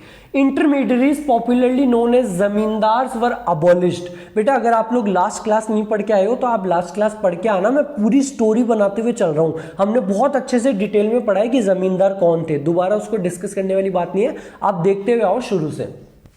Intermediaries popularly known as zamindars were abolished. Ownership rights were given to those who actually cultivated or tilled the soil। और इसकी मदद से abolition of intermediaries meant some 200 lakh tenants, around 2 crore लोग got ownership rights and they came into direct contact with government for payment of revenue। अगर आप में से कई लोग गुजर, जाट या यादव, हमारे राजस्थान के साइड में जयपुर के टाइम पे यादव का भी बहुत चलता है, आप सब लोग जानते होंगे इनके पास में ज़मीनें काफ़ी आई थी। तो आप लोग अपने पेरेंट्स से पूछना, अपने दादा वगैरह इनसे पूछना, ये आप लोगों को बताएंगे कि हम किस तरीके से ज़मीन को सींचा करते थे। ऐसे बोलते हैं कि इनके परदादाओं ने ज़मीन को सींचा था, इन्होंने बहुत मेहनत करी थी और उनका फ़ायदा आज आप लोगों को मिल रहा है। क्यों था बेटा? वो इसी लॉ की वजह से था कि हम जमींदार को तो अबॉलिश करा, और जो भी उसको कल्टीवेट करते थे, असल में सींचने का काम करते थे जमीन को, असल में कल्टीवेट, उनको ओनरशिप राइट्स दे दिए गए थे। ये था हमारा पहला लैंड रिफॉर्म। दूसरा लैंड रिफॉर्म था सीलिंग ऑन लैंड होल्डिंग्स। जब गवर्नमेंट जमींदार को अबॉलिश करी और टेनेंट्स को लैंड देने का काम चालू करी, तो हुआ क्या, कई ऐसे फार्मर्स थे जो इतनी ज्यादा जमीन को कल्टीवेट करा करते थे, आधा जयपुर उनके पास आ गया। तो गवर्नमेंट ये बोली कि हम एक सील लगा देंगे, यानी कि इसके ऊपर तुमको जमीन नहीं मिल सकती। तुमको हम जमीन देंगे जिस पे तुम जोतने का काम करते हो, लेकिन तुम राजा ना बन जाओ, तो इसके ऊपर की जमीन तुमको नहीं दी जाएगी। एक लिमिट लगा दी गई कि इतने की अगर तुम्हारी जमीन है, केवल इतने ही मिलेगी। उसके ऊपर की जो जमीन है वो गवर्नमेंट ने ले ली। सर गवर्नमेंट ने उसको लेके क्या करा? तो उसकी ऊपर की जमीन को गवर्नमेंट ने लेके जो स्मॉल और लैंडलेस लेबरर्स थे, जो छोटे और जो लैंडलेस लेबर्स थे, उनको दे दी कि ये जो बची हुई जमीन है ये तुम रख लो, यहां पे तुम कल्टीवेशन का काम करो। It implies fixation of the maximum size of cultivable land that an individual or a family could own. Surplus land was resumed by the government and redistributed among landless labours. तो ये तो हो गया बेटा 2 land reforms. पहला तो abolition of intermediaries, दूसरा land holdings पे एक सीलिंग लगा दी कि इसके ऊपर आप नहीं ले सकते। तीसरा हमारा रिफॉर्म था कंसोलिडेशन ऑफ होल्डिंग्स। सर इस पॉइंट को आप मत बताना सर, हम लास्ट पॉइंट को हमको बहुत अच्छे से ध्यान है। आपने हमको लास्ट में एक डीमेरिट बताया था हमारे इसका एग्रीकल्चर सेक्टर का, कि हमारी जो लैंड होल्डिंग्स थी वो स्मॉल और फ्रेगमेंटेड थी। आपने हमको बताया था राम की एक टुकड़ा जमीन का तो यहां पे, एक टुकड़ा यहां पे, शाम का एक टुकड़ा यहां पे, एक टुकड़ा यहां पे दूर जाके था। इसकी वजह से हमारी प्रोडक्टिविटी भी थी, कम थी। तो सर यहां पे गवर्नमेंट ने हमारे जो स्मॉल एंड फ्रेगमेंटेड होल्डिंग्स थी उनको कंसोलिडेट करा था। तो यस बेटा, यू पीपल आर 100% राइट। जो स्मॉल और फ्रेगमेंटेड होल्डिंग्स थी फार्मर्स की, गवर्नमेंट ने उसको कंसोलिडेट करा, एक साथ में लेके आया ताकि उनकी प्रोडक्टिविटी बढ़ पाए। प्लस इसकी मदद पे, ये कंसोलिडेशन ऑफ होल्डिंग्स की मदद पे 2004 में around 1633 lakh hectares of land was bought under consolidated holdings. क्या हुआ था बेटा इसकी वजह से? 2004 में 1633 lakh hectares of land consolidated holdings में आ चुकी थी। तो ये तो थे बेटा हमारे 3 रिफॉर्म। पहला was abolition of industry, intermediaries second was land holdings पे एक सीलिंग लगाना कि इसके ऊपर तुम नहीं ले सकते, जो सरप्लस लैंड थी उसको गवर्नमेंट ने ले लिया और रिडिस्ट्रीब्यूट कर दिया स्मॉल और लैंडलेस लेबरर्स को। तीसरा कंसोलिडेशन ऑफ होल्डिंग्स, जो आप लोगों ने मुझे समझा दिया। चौथा and the last one cooperative farming. Government ने बोला कि 1 और 1 11 होते हैं। जैसे अगर आप अकेले चल जाओगे साइंस सेक्शन में लड़ाई करने तो आपको दिक्कत होगी, लेकिन अगर आप 2 दोस्त मिलके जाओगे, आप 5-6 पूरा ग्रुप बना के जाओगे तो आपको लड़ाई करने में बड़ी आसानी होगी। इसका मतलब मैं ये नहीं बोल रहा कि आप जाके लड़ाई करो, मेरा कहने का मतलब यह है 1 और 1 हमेशा 11 होते हैं। तो हमारी गवर्नमेंट ने बोला, गवर्नमेंट ने एनकरेज करा कि जो फार्मर्स है वो कोऑपरेटिव फार्मिंग कर पाए, यानी कि वो अपना एक ग्रुप बनाए और साथ में जाके अपना माल बेचने जाएं, या कोई भी उनको इनपुट्स चाहिए, उनको मान लो कोई बीज खरीदना है, कोई सीड्स खरीदने हैं, कोई फर्टिलाइजर खरीदना है, कोई कुछ हल जोतने का खरीदना है, तो अगर वो साथ में जाके उसको खरीदेंगे तो वो कम रेट पे खरीद पाएंगे। प्लस जब वो अपना माल बेचने जाएंगे, अगर वो साथ में जाएंगे तो वो ज्यादा रेट पे अपना माल बेच पाएंगे। तो गवर्नमेंट ने एनकरेज करा कोऑपरेटिव फार्मिंग को। Cooperative farming was promoted to enhance bargaining power of small holders. Collectively the farmers could buy inputs at a lower price and sell their produce at a higher price. अपने माल को ज्यादा rate में बेच सकते हैं और जो भी इनपुट्स उनको चाहिए उसको कम रेट पे खरीद सकते हैं। So these were some of the land reforms जो कि जरूरी थे। सर हमारा प्रोडक्शन और प्रोडक्टिविटी दोनों बहुत कम था, आपने लास्ट क्लास में भी हमको बताया था, हमको अच्छे से ध्यान है, हमको टेबल भी ध्यान है। तो सर केवल ये लैंड रिफॉर्म्स के दम पे तो प्रोडक्शन बढ़ नहीं सकता, हमको जरूरत थी कुछ टेक्निकल रिफॉर्म्स की भी। और हमारा जो प्लानिंग थी उसका हम गोल भी देख के आ चुके हैं, क्या? मॉडर्नाइजेशन, कि हम जो ग्रोथ करने वाले हैं वो मॉडर्न टेक्नोलॉजी साइंस के दम पे होनी चाहिए। और मैंने आपको ये भी बताया था green revolution is one of the biggest examples. तो अब हम देखने वाले हैं हमारे टेक्निकल रिफॉर्म्स, और उन्हीं टेक्निकल रिफॉर्म्स के दम पे आई थी हमारी ग्रीन रेवोल्यूशन। तो हमारा most hot topic of this chapter, most important, जो एग्जाम में भी आ सकता है, ग्रीन रेवोल्यूशन क्या थी? वो थी बेटा because of the technical reforms हमारी प्रोडक्टिविटी कम थी। जो हमारी प्रोडक्टिविटी थी कम थी, हमारा प्रोडक्शन कम था, उसको बढ़ाने के लिए हमको कुछ टेक्निकल रिफॉर्म्स लेके आने पड़े, और उन टेक्निकल रिफॉर्म्स का नाम था HYV technology. HYV high yielding variety technology. और इसमें हम क्या करे थे बेटा? हम कुछ HYV high yielding variety seeds लेके आए थे। जो फार्मर्स सीड्स लगाते हैं ना, जब वो हल को पहले तो कल्टीवेट करते हैं लैंड को, फिर वो सीड्स को डालते हैं। आप सब लोगों को पता होगा, आप लोग भी क्या बोलते हैं उसको, गार्डनिंग का अगर आप लोग शौक रखते होंगे कि आप एक सीड्स को लगाते हो, फिर उस पर पानी डालते हो, फिर पौधा उगता है। तो जो फार्मर सीड्स लगाएंगे वो HYV सीड्स, नई तरीके की टेक्नोलॉजी के सीड्स लाए गए जिससे कि ज्यादा प्रोडक्शन हो पाए। उन HYV सीड्स को जरूरत थी फर्टिलाइजर्स की भी, उनको जरूरत थी पेस्टिसाइड्स की भी, जो कि उनको बचा पाए इंसेक्ट्स वगैरह इन सब चीजों से। और ये जो HYV सीड्स थे, जो नई तरीके के बीज थे, इनको बहुत ज्यादा पानी की भी जरूरत थी। They need to be deeply irrigated. और हमने हमारी लास्ट क्लास में देखा था कि जो हमारी इरिगेशन फैसिलिटीज थी, जो जमींदार थे, उन्होंने कभी भी एग्रीकल्चर की जो इंफ्रास्ट्रक्चर थी उसको बढ़ाने का काम नहीं करा। हमारे जो कल्टीवेटर्स थे वो किस पे डिपेंडेंट थे? काले मेघा काली मेघा पानी तो बरसाओ, वो केवल रेनफॉल पे डिपेंडेंट थे। हमारे यहाँ पे इरिगेशन फैसिलिटीज नहीं थी। तो हम आगे देखने वाले हैं कि इन HYV सीड्स की मदद की वजह से हमको इरिगेशन फैसिलिटीज को भी डेवलप करना पड़ा।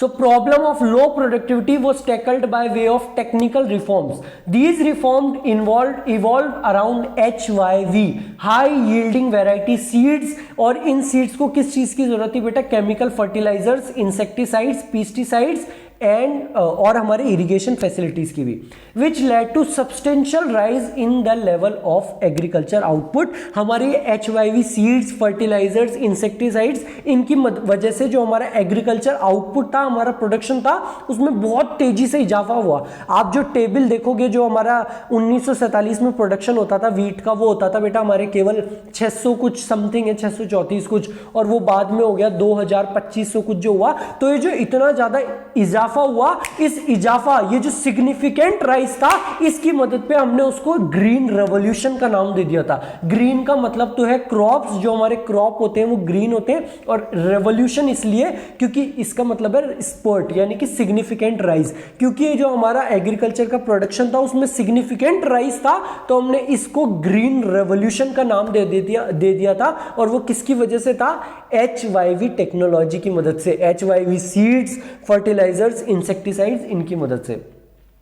तो आई होप आपको समझ में आया होगा ग्रीन रेवोल्यूशन क्या थी, क्योंकि जो राइज था हमारे आउटपुट में, rise in output was so significant that it was called green revolution.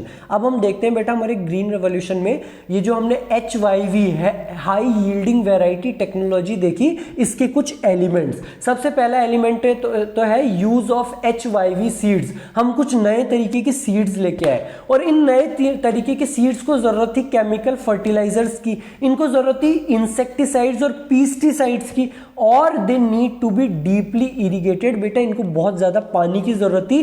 केवल अगर आप रेनफॉल पे डिपेंडेंट रहोगे तो ये HYV सीड्स अपना काम नहीं कर सकते, तो हमको इरिगेशन फैसिलिटीज को डेवलप करना पड़ा। आप देखते हो ना, ऐसे पाइप जाता है और पानी आता है, ऐसे छन छन करके पूरे उसमें पानी आता है। This is nothing but your irrigation facility, कि हमारे फार्मर्स रेनफॉल पे डिपेंडेंट नहीं रहे, जैसे कि वो हमारे ब्रिटिशर्स के टाइम पे रहा करते थे। सबसे पहला यूज ऑफ HYV सीड्स, हम नई तरीके के सीड्स लेके आए जो कि रिप्लेस कर दिया हमारे पुराने सीड्स को। Since 1965 high yielding variety seeds started replacing the conventional varieties, और ये सबसे ज्यादा पॉपुलर हुए बेटा हमारे व्हीट, बाजरा, राइस, मेज, हमारे गेहूं, चावल, मेज वगैरह, इसमें सबसे ज्यादा फेमस हुए कौन से? हमारे HYV सीड्स, जिन्होंने रिप्लेस करा पुराने सीड्स को। नेक्स्ट पॉइंट इज, जो हमारे HYV सीड्स है उनको केमिकल फर्टिलाइजर्स की जरूरत थी, कुछ केमिकल फर्टिलाइजर्स की, और हमारे केमिकल फर्टिलाइजर्स की बेटा एक एसोसिएशन है, फर्टिलाइजर एसोसिएशन ऑफ इंडिया, जिसने बताया था कि 2018-19 में 272.28 lakh tonnes, 272.28 lakh tonnes of chemical fertilisers were consumed in 2018 and 19। कितना फर्टिलाइजर्स को कंज्यूम करा गया? 272.28 lakh tonnes of chemical fertilisers. जो हमारे HYV सीड्स थे, जो पुराने से थोड़े अलग थे, नई तरीके के हाई यील्डिंग वैरायटी सीड्स थे, उनको जरूरत थी केमिकल फर्टिलाइजर्स की। उनको केवल केमिकल फर्टिलाइजर्स नहीं, उनको साथ साथ में इंसेक्टिसाइड्स और पेस्टिसाइड्स की भी जरूरत थी, जो कि उनको पेस्ट और डिजीजेस से बचा पाए। आप जानते होंगे जब भी कोई भी गेहूं जोतता है तो पहले के टाइम पे कई होता है ना कि कोई तरीके का कीड़ा उस फसल को खा गया, बोले अरे हमने सब्जियां उगाई थी, वो कीड़ा उस फसल को खा गया। ऐसे नहीं कि कोई गाय आके खा गई, वो समझना, पर जमीन में से भी कुछ कीड़े वगैरह निकलते हैं तो वो उनको खा गए। तो हमको जरूरत थी साथ में पेस्टिसाइड्स और हमारे इंसेक्टिसाइड्स को भी, जो उन इंसेक्ट्स को, उन पेस्ट को मार पाए और हमारी फसल हमारी बनी रहे, कोई उसको कीड़ा वीड़ा खत्म नहीं कर दे। Along with fertilizers, HYV seeds also requires the use of pesticides to protect the crops against pest and disease. The next and the most important, expansion of irrigation facilities. जो हमारे HYV seeds थे, high yielding variety seeds, they need to be deeply irrigated. बेटा उनको बहुत पानी की जरूरत थी, वो केवल रेनफॉल पे डिपेंडेंट नहीं थे, तो हमको इरिगेशन फैसिलिटीज को डेवलप करना पड़ा।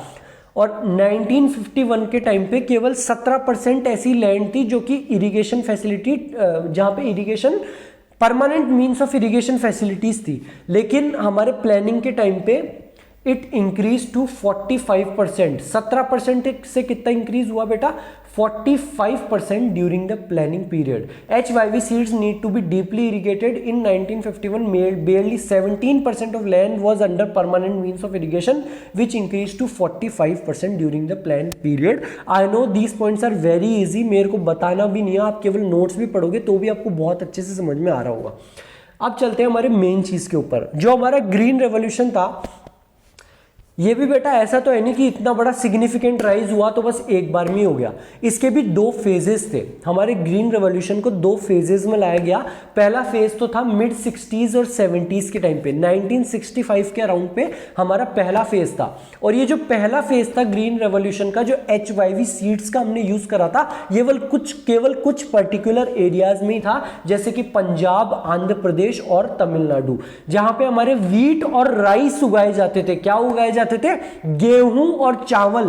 तो केवल उन्हीं एरियाज में था जहां पे गेहूं और चावल उगाए जाते थे, जैसे कि हमारा पंजाब, आंध्र प्रदेश और तमिलनाडु। और ये जो बेटा HYV सीड्स थे ना, ये बहुत महंगे आया करते थे। जो हमारे कन्वेंशनल सीड्स थे वो तो थे सस्ते, और HYV सीड्स महंगे आया करते थे। तो ये जो HYV सीड्स ग्रीन रेवोल्यूशन का फायदा था, ये केवल बड़े, हमारे केवल जो अमीर फार्मर्स हुआ करते थे, केवल उनको ही मिल पाया।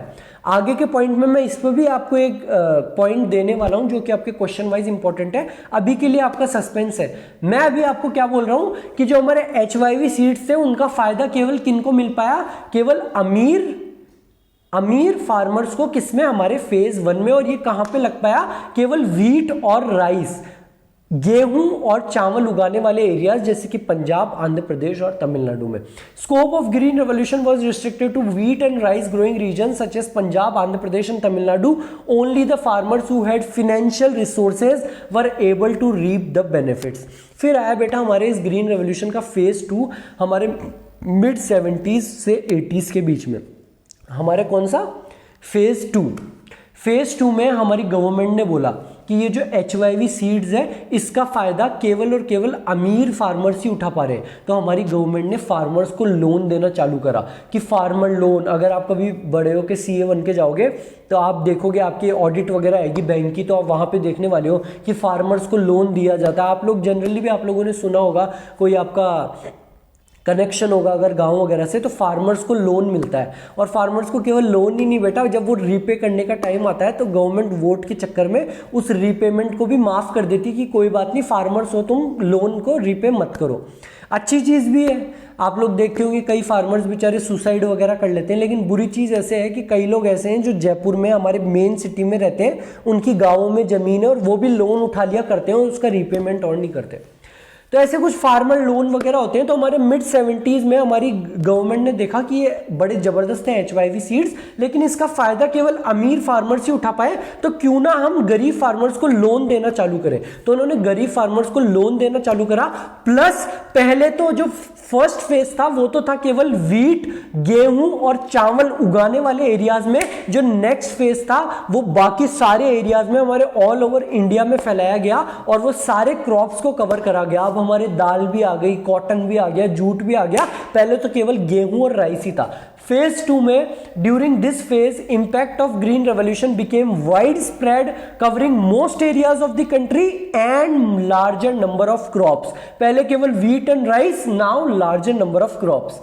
Government provided loans to small farmers and therefore benefits accrued to small farmers as well. Government ने उनको लोन दिया और स्मॉल फार्मर्स को भी इस green revolution in HYV seeds का फायदा उठाया गया। नेक्स्ट पॉइंट इज बेटा, ये जो हमने ग्रीन रेवोल्यूशन करी इसके कुछ फायदे हुए। बहुत इजी से पॉइंट्स है। सबसे पहला, स्पर्ट इन क्रॉप प्रोडक्टिविटी। बेटा हम टेक्निकल रिफॉर्म्स लाए इसलिए थे कि हमारा प्रोडक्शन बढ़ पाए, हमारी प्रोडक्टिविटी बढ़ पाए। तो सबसे पहला तो there was a substantial jump in the crop productivity. ये टेबल आप लास्ट क्लास में भी देख के आ रहे हो। लास्ट क्लास में आपने व्हीट और राइस के लिए देखी थी, यहाँ पे मैंने मेज को भी ऐड कर दिया है। तो सबसे पहला तो हमारी प्रोडक्टिविटी बढ़ गई। व्हीट की प्रोडक्टिविटी जो 660 थी हमारी 1947 से 1950 तक, वो हो गई हमारे 2019-20 में 3421। मैंने आपकी लास्ट क्लास में लिख भी रखा है कि कितने परसेंट टाइम्स बढ़ी थी। राइस की प्रोडक्टिविटी कुछ इस तरीके से बढ़ी, हमारी मेज की प्रोडक्टिविटी कुछ इस तरीके से बढ़ी। सो सबसे पहला तो गेन था हमारी क्रॉप प्रोडक्टिविटी में substantial jump. The next important gain was substantial rise in acreage. Acreage, sir ये एक्रीरेज क्या होता है? So acreage is area under cultivation, कि कल्टीवेशन में हमारा कितना एरिया है, ऐसा कितना एरिया है जिसमें हम कल्टीवेट कर सकते हैं, हम क्रॉप्स को उगा सकते हैं, तो वो एरिया बढ़ गया। सर ये एरिया ग्रीन रेवोल्यूशन की वजह से कैसे बढ़ा? ये तो वो बात हो गई सर कि हम किसी फॉरेस्ट को हमने एरिया बढ़ा दिया, हमने जमीन किसी की और जमीनें नाप ली कि यहाँ पे भी आप कल्टीवेशन कर सकते हो, तो बेटा यहाँ पे हमने जमीनें नहीं बढ़ाई, ग्रीन रेवोल्यूशन में जो ऑलरेडी जमीन थी उसी का एरिया अंडर कल्टीवेशन बढ़ गया। सर ऐसा कैसे हो सकता है? तो पहले के टाइम पे हमारे ग्रीन रेवोल्यूशन से पहले क्या होता था, मैं आपको जनरली एक पूरे पिक्चर के साथ में समझाऊंगा। हमारे ग्रीन रेवोल्यूशन के पहले के टाइम पे एक फार्मर आता था, वो लैंड को कल्टीवेट करता था, यानी कि क्रॉप्स को उगाता था। ठीक है सर, एक बार उसने क्रॉप्स को उगा दिया, गेहूं को उगा दिया, किसी भी चीज को उगा दिया, वो उन क्रॉप्स को हटाता था, मार्केट में बेचता था, खुद खाता था। अब वो कुछ टाइम के लिए उस जमीन को छोड़ दिया करता था। हाँ बेटा, 2 महीने 3 महीने 1 साल उस पर कोई क्रॉप प्रोडक्शन, उसको कल्टीवेट नहीं करा जाता था, और इस चीज को हम बोलते थे फैलोइंग। क्या होता था ये? Fallowing is nothing but to leave the land without cultivation, यानी कि अनकल्टीवेटेड छोड़ना, ताकि वो जो लैंड है वो अपनी फर्टिलिटी वापस लेके आ पाए। हमने जो क्रॉप्स का प्रोडक्शन करा है, जो हमने सब्जियां उगाई है, जो हमने गेहूं उगाए हैं, हमने जो जमीन में सॉइल है उससे जो उसकी फर्टिलिटी है हमने वो छीन ली है उसको उगाने की दम पे, तो वो जो जमीन है वो अपनी फर्टिलिटी वापस लेके आ पाए। अब बेटा ये फर्टिलिटी कैसे आती है, ये साइंस की चीजें, हमको इस चीज पे नहीं जाना, बट आप हो सकता है 9th-10th में पढ़े होंगे कि हम उसको अनकल्टिवेटेड छोड़ते हैं, तो वो जो इंसेक्टिसाइड्स, पेस्टिसाइड्स और ये जो चीजें होती है ये वापस से आके उसको फर्टाइल कर देती है और हम वापस से प्रोडक्शन कर सकते हैं। अगर आप रेगुलरली एक ही जमीन पे बार बार कोई भी चीज उगाने का काम करोगे तो वो उगेगी नहीं, क्योंकि उसकी फर्टिलिटी खत्म हो जाती है। तो पहले के टाइम पे फैलोइंग करी जाती थी। फैलोइंग क्या होती थी? Leaving the land uncultivated so that soil regains its fertility. लेकिन हमारे ग्रीन रेवोल्यूशन, जो हम फर्टिलाइजर्स का यूज करें, उसकी वजह से हमारी फैलोइंग को एलिमिनेट कर दिया गया। अब कोई भी फार्मर गेहूं को उगाएगा, उसको कल्टिवेट करेगा, अनाज को बेचेगा और वापस से उसी जमीन में वो वापस से गेहूं को, सब्जियों को उगा सकता है। क्यों? Because of the chemical fertilisers, जिससे हमारी फैलोइंग, जो अनकल्टिवेटेड लैंड को अनकल्टिवेटेड छोड़ते थे, उस चीज को एलिमिनेट करा गया। What was fallowing? It is a practice of leaving land as uncultivated for some time so that it regains its fertility. Fallowing was a common practice among the Indian farmers prior to the launch of HYV technology. कब करा जाता था बेटा हमारा fallowing? Prior to the launch of HYV technology ये fallowing करा जाता था। लेकिन हमारी HYV आई और अब केमिकल फर्टिलाइजर्स की मदद से हमको फैलोइंग नहीं करना पड़ा। एक फार्मर बार बार उसी लैंड पे कल्टीवेशन कर सकता था। तो जो एरिया अंडर कल्टीवेशन था वो 13 करोड़ हेक्टेयर से 20 करोड़ हेक्टेयर हो गया, क्योंकि पहले तो कुछ टाइम के लिए अनकल्टीवेटेड छोड़ना पड़ा था, लेकिन because of the HYV technology, chemical fertilisers, हम उस पे बार बार हमको उसको अनकल्टीवेटेड नहीं छोड़ना पड़ा। तो वही लैंड का जो हमारा एरिया था वो 13 करोड़ से बढ़ के 20 करोड़ हो गया। In 1950 to 51, gross area under cultivation was 13 crore hectare, which now has shot up to 20 crore hectare because of HYV technology, as use of chemical fertilizers has eliminated the need of fallowing. और fallowing क्या है वो मैं आपको already समझा चुका हूं। The next हमारा बेटा, हम दो गेन्स देख चुके हैं हमारे ग्रीन रेवोल्यूशन के। The next gain is shift from subsistence farming to commercial farming. क्योंकि हमारी ग्रीन रेवोल्यूशन, हमारी HYV टेक्नोलॉजी की मदद से हमारी प्रोडक्टिविटी बढ़ गई, हमारा प्रोडक्शन बढ़ गया। आपने पूरे स्टैट्स भी देखे कि कितना ज्यादा प्रोडक्शन बढ़ा, क्योंकि एक फार्मर का प्रोडक्शन बढ़ा तो उसके पास में मार्केट सरप्लस रहने लग गया। उसने खेती करी, उसने कल्टीवेट करा, उसने पहले तो क्या होता था, वो खेती करता था और गेहूं को खुद खा लेता था और अपनी फैमिली के लिए रख लेता था 1 साल तक कि मैं इन गेहूं को, इन सब्जियों को खाने वाला हूं। अब प्रोडक्टिविटी बढ़ने की वजह से मार्केट सरप्लस रहने लग गया, वो खुद भी खा लिया, उसने अपनी फैमिली को भी खिला दिया, उसने अपने ताऊ जी को, अपनी बुआ जी को भी गेहूं दे दिए, उसके बाद में भी उसके पास में मार्केट सरप्लस रह गया। तो देखा क्यों ना इस मार्केट सरप्लस को बेचा जाए मार्केट में। तो जो हमारे फार्मर्स थे उनका सब्सिस्टेंस फार्मिंग से शिफ्ट हो गए कमर्शियल फार्मिंग की तरफ। A substantial rise in output started generating market surplus, which prompted the farmers to generally shift from subsistence to commercial farming। और जो हमारे farmers थे ना बेटा, उनका आउटलुक भी चेंज हुआ। पहले वो केवल subsistence, अपने रोजमर्रा की चीजें, अपने खान पीन के लिए फार्मिंग करा करते थे, लेकिन उन्होंने देखा कि प्रोडक्टिविटी बढ़ रही है, जो एरिया अंडर कल्टीवेशन है वो बढ़ चुका है, प्रोडक्टिविटी बढ़ रही है, प्रोडक्शन बढ़ रहा है, तो वो देखे क्यों ना हम बेचने के लिए काम चालू करा गए। पहले फार्मिंग करी जाती थी खुद के खाने पीने के लिए, अब क्यों ना एक कमर्शियल बेचने के लिए फार्मिंग की जाए। Farming is no longer viewed as a source of subsistence, it is considered as a commercial venture as well. So these were some of the gains of your green revolution. अब हम देखते हैं बेटा कुछ limitations, नहीं एक point और बच रहा है, बहुत इंपॉर्टेंट पॉइंट हमारे गोल्स ऑफ प्लानिंग के टाइम पे भी आया था।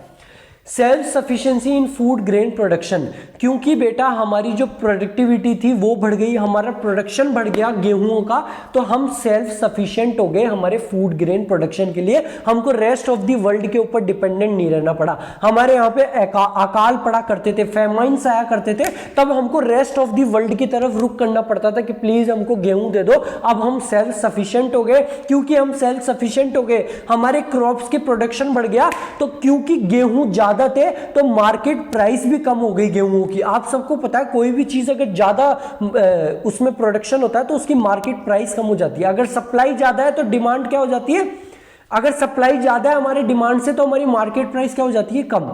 क्योंकि हमारा प्रोडक्शन बढ़ गया फूड ग्रेन्स का, तो हमारी सप्लाई बढ़ गई, हमारी मार्केट प्राइस कम हो गई। हमारी मार्केट प्राइस कम हो गई, इसलिए जो नीडी लोग थे, जो बेचारे गरीब लोग थे, जो पुअर सेक्शंस थे, वो भी अफोर्ड कर पाए हमारे फूड ग्रेन्स को। दूसरी चीज, हम सेल्फ सफिशिएंट हो गए, हम रेस्ट ऑफ द वर्ल्ड पे डिपेंडेंट नहीं रहे। तीसरी चीज, एक इंपॉर्टेंट एक मिठाई भी दे देता हूं साथ में, बफर स्टॉक्स। हमारा प्रोडक्शन इतना ज्यादा हो चुका था कि गवर्नमेंट बफर स्टॉक्स भी रखने लग गई कि कभी फेमाइन आ गया, कहीं अकाल आ गया, तो हमारे पास में उसके लिए भी स्टॉक पड़ा हुआ है। Increase in crop production led to self-sufficiency in food grain production and also led to fall in the market price of food grains. And therefore, even poorer sections of the society could comfortably fulfill their subsistence needs. जो poorer sections थे वो भी अपनी subsistence needs को पूरा कर पाए। हम कर चुके हैं बेटा गेन्स ऑफ ग्रीन रेवोल्यूशन। अब हम देखने वाले हैं हमारी ग्रीन रेवोल्यूशन की लिमिटेशंस, हमारी ग्रीन रेवोल्यूशन की कुछ खामियां। सर ग्रीन रेवोल्यूशन से इतने फायदे हुए, इनकी भी कुछ खामियां हैं क्या? बेटा हर सिक्के के दो पहलू होते हैं, और कुछ ऐसी खामियां होती है जो बस आपको मतलब आपको ऐसा लगेगा सर ये कोई खामी थोड़ना है, मतलब ऐसे थोड़ना हम कोई किसी की कमी निकाल सकते हैं, बट जो है वो है, आपके कोर्स में भी है, आपके एग्जाम में भी आपको लिख के आना है। So first limitation of your green revolution was limited crops. जो हमारी ग्रीन रेवोल्यूशन, जो हमने HYV technology, seeds, chemical fertilisers का यूज करा, जिससे कि सिग्निफिकेंट राइज हुआ हमारे प्रोडक्शन में, जिसको ग्रीन रेवोल्यूशन कहा जाता है, वो केवल लिमिटेड क्रॉप्स के ऊपर था, जैसे कि वीट, राइस वगैरह। कुछ ऐसे क्रॉप्स थे, पल्सेस, दाल, कॉटन, जूट, जहां पे हमने HYV टेक्नोलॉजी को लगाया, लेकिन कोई सिग्निफिकेंट राइज नहीं था, कोई ज्यादा राइज उसमें नहीं था। जो हमारा ग्रीन रेवोल्यूशन था वो केवल लिमिटेड क्रॉप्स के ऊपर था, जो सिग्निफिकेंट राइज था वो केवल गेहूं, चावल वगैरह इनके ऊपर ही था। दाल, हमारी दाल, कॉटन, जूट वगैरह, इस पे वो सिग्निफिकेंट इंपैक्ट नहीं आया था। दूसरा हमारा लिमिटेशन अनइवन स्प्रेड। जो हमारा ग्रीन रेवोल्यूशन का इंपैक्ट था वो कई एरियाज में तो बहुत जबरदस्त था, लेकिन कुछ एरियाज में उसका ये इंपैक्ट नहीं था, हमारा ग्रीन रेवोल्यूशन नहीं आया था। जैसे कि eastern UP, Bihar, MP and Odisha, इसके कई सारे फैक्टर्स थे बेटा। कि एक तो था इरिगेशन का फैक्टर, कि वहाँ पे पानी ढंग से नहीं पहुँच पाया, वहाँ पे इरिगेशन फैसिलिटीज ढंग से डेवलप नहीं हो पाई। But the main limitation is कि जो ग्रीन रेवोल्यूशन का इंपैक्ट था वो अनइवन था। कुछ एरियाज में तो बहुत जबरदस्त आया, पंजाब, हरियाणा, महाराष्ट्र में, लेकिन हमारे eastern UP, Bihar, MP, Odisha, जो भी बच्चे यहाँ से हैं प्लीज कमेंट करके जरूर बताना, या कहीं से भी हो कमेंट करके बताना कि सर हम यहाँ से। आई नो अभी एक ही बच्चे से बात हो रही थी, sir I am from Bareilly, तो मेरे को याद आ गया है यूपी का।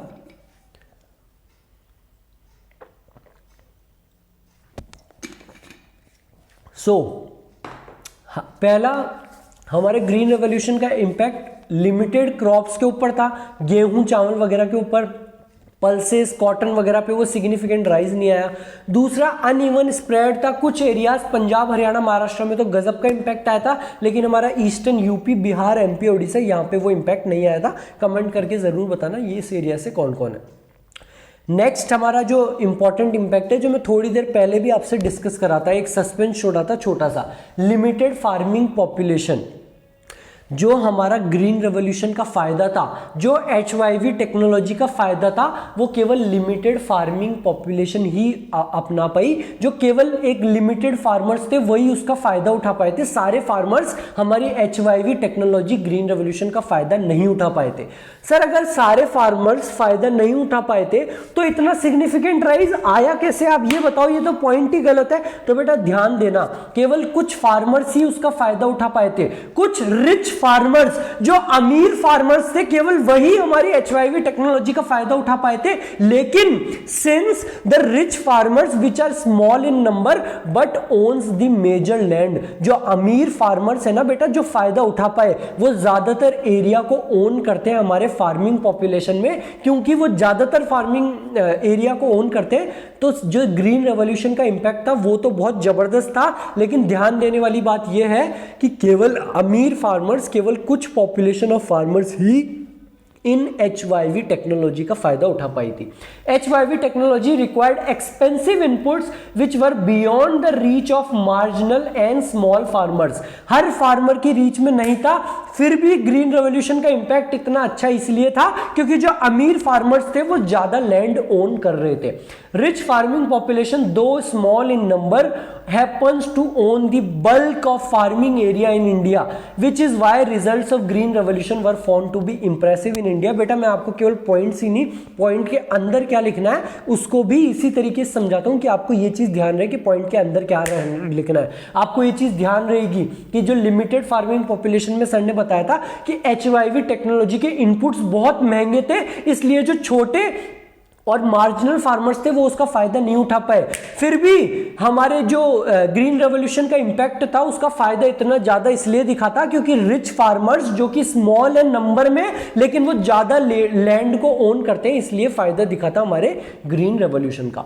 The next point is economic divide. हमारे ग्रीन रेवोल्यूशन की वजह से जो HYV टेक्नोलॉजी आई, जो नए तरीके के सीड्स आए जिससे कि हमारे प्रोडक्शन बढ़ गया, इससे इकोनॉमिक डिवाइड बढ़ गया। क्यों? क्योंकि केवल रिच फार्मर्स ही उन HYV टेक्नोलॉजी को लगा पाए। तो जो रिच फार्मर्स थे वो तो अमीर तो और अमीर हो गए फार्मर्स, और जो गरीब फार्मर्स थे जो कि उन HYV टेक्नोलॉजी एक्सपेंसिव इनपुट्स को खरीद ही नहीं पाए, वो बेचारे गरीब से और गरीब हो गए क्योंकि उनका माल ज्यादा बनने लग गया और उन गरीबों का माल कम का कम ही रह गया।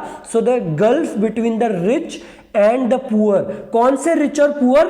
रिच फार्मर्स और पुअर फार्मर्स, उनके बीच में गल्फ बढ़ता रहा क्योंकि रिच फार्मर्स तो उन HYV टेक्नोलॉजी सीड्स को खरीद पाए लेकिन हमारे पुअर उनको नहीं खरीद पाए। Despite aid by the government in terms of subsidise inputs, HYV technology remained beyond the reach of most small farmers and consequently the gulf between the rich and poor tended to swell over time। जो gulf था rich और poor farmers के बीच में वो बढ़ता गया।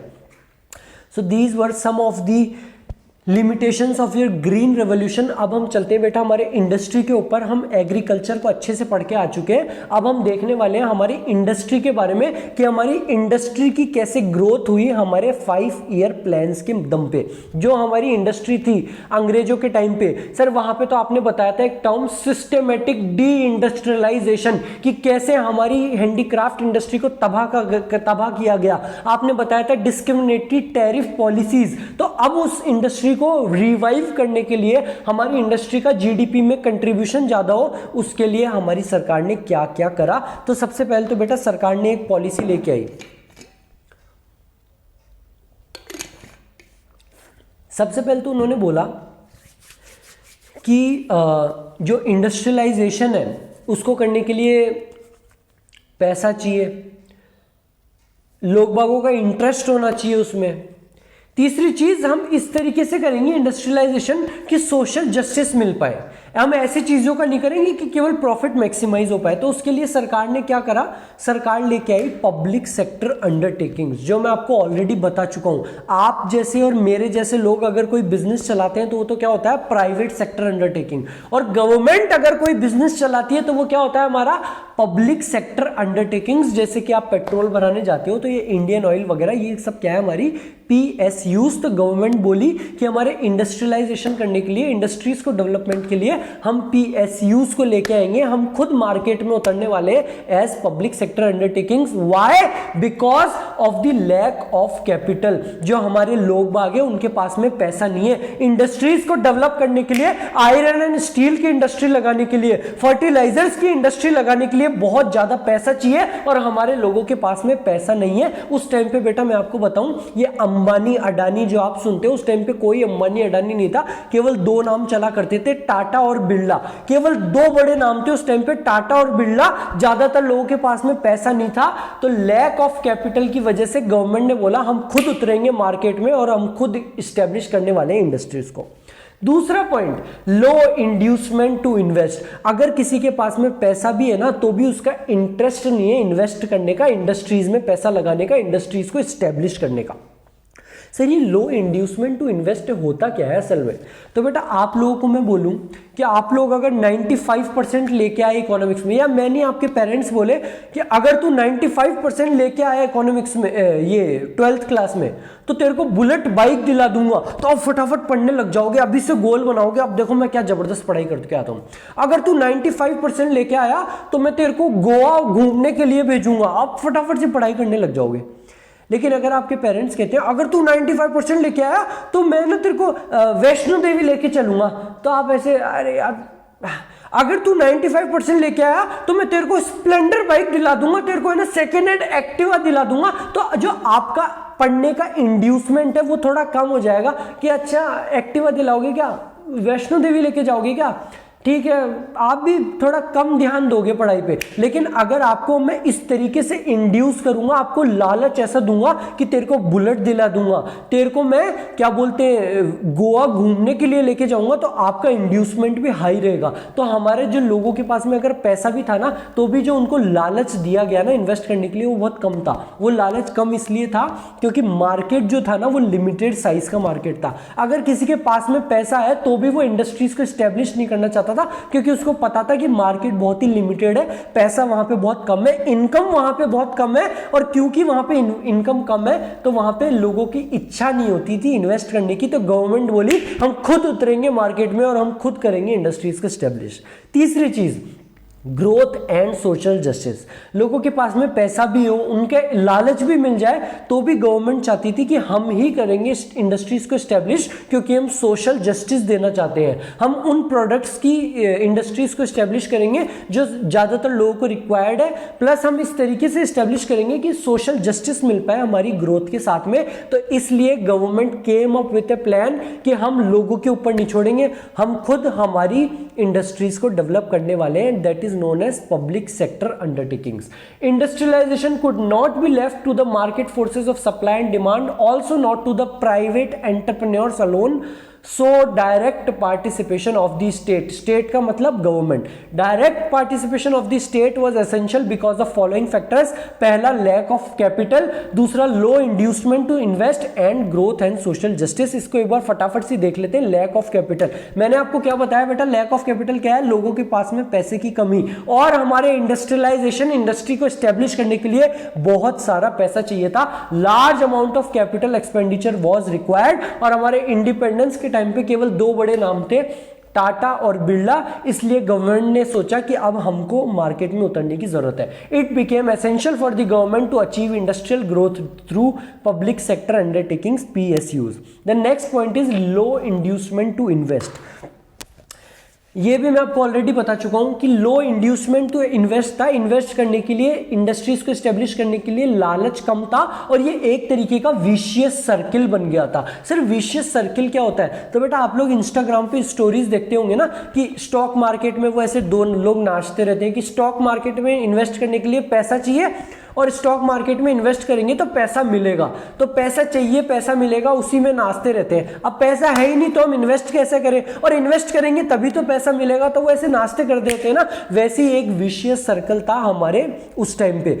कम income थी तो इस वजह से डिमांड कम थी, लोगों के पास में कम इनकम थी तो उनकी डिमांड कम थी, कम डिमांड थी तो मार्केट का साइज लिमिटेड था क्योंकि डिमांड कम है, मार्केट का साइज लिमिटेड था इसलिए लो इंड्यूसमेंट टू इन्वेस्ट था। जो इंडस्ट्रियलिस्ट थे, जो टाटा बिरला और बड़े बड़े अमीर लोग थे, उनके पास में लालच कम था क्योंकि मार्केट का साइज लिमिटेड था।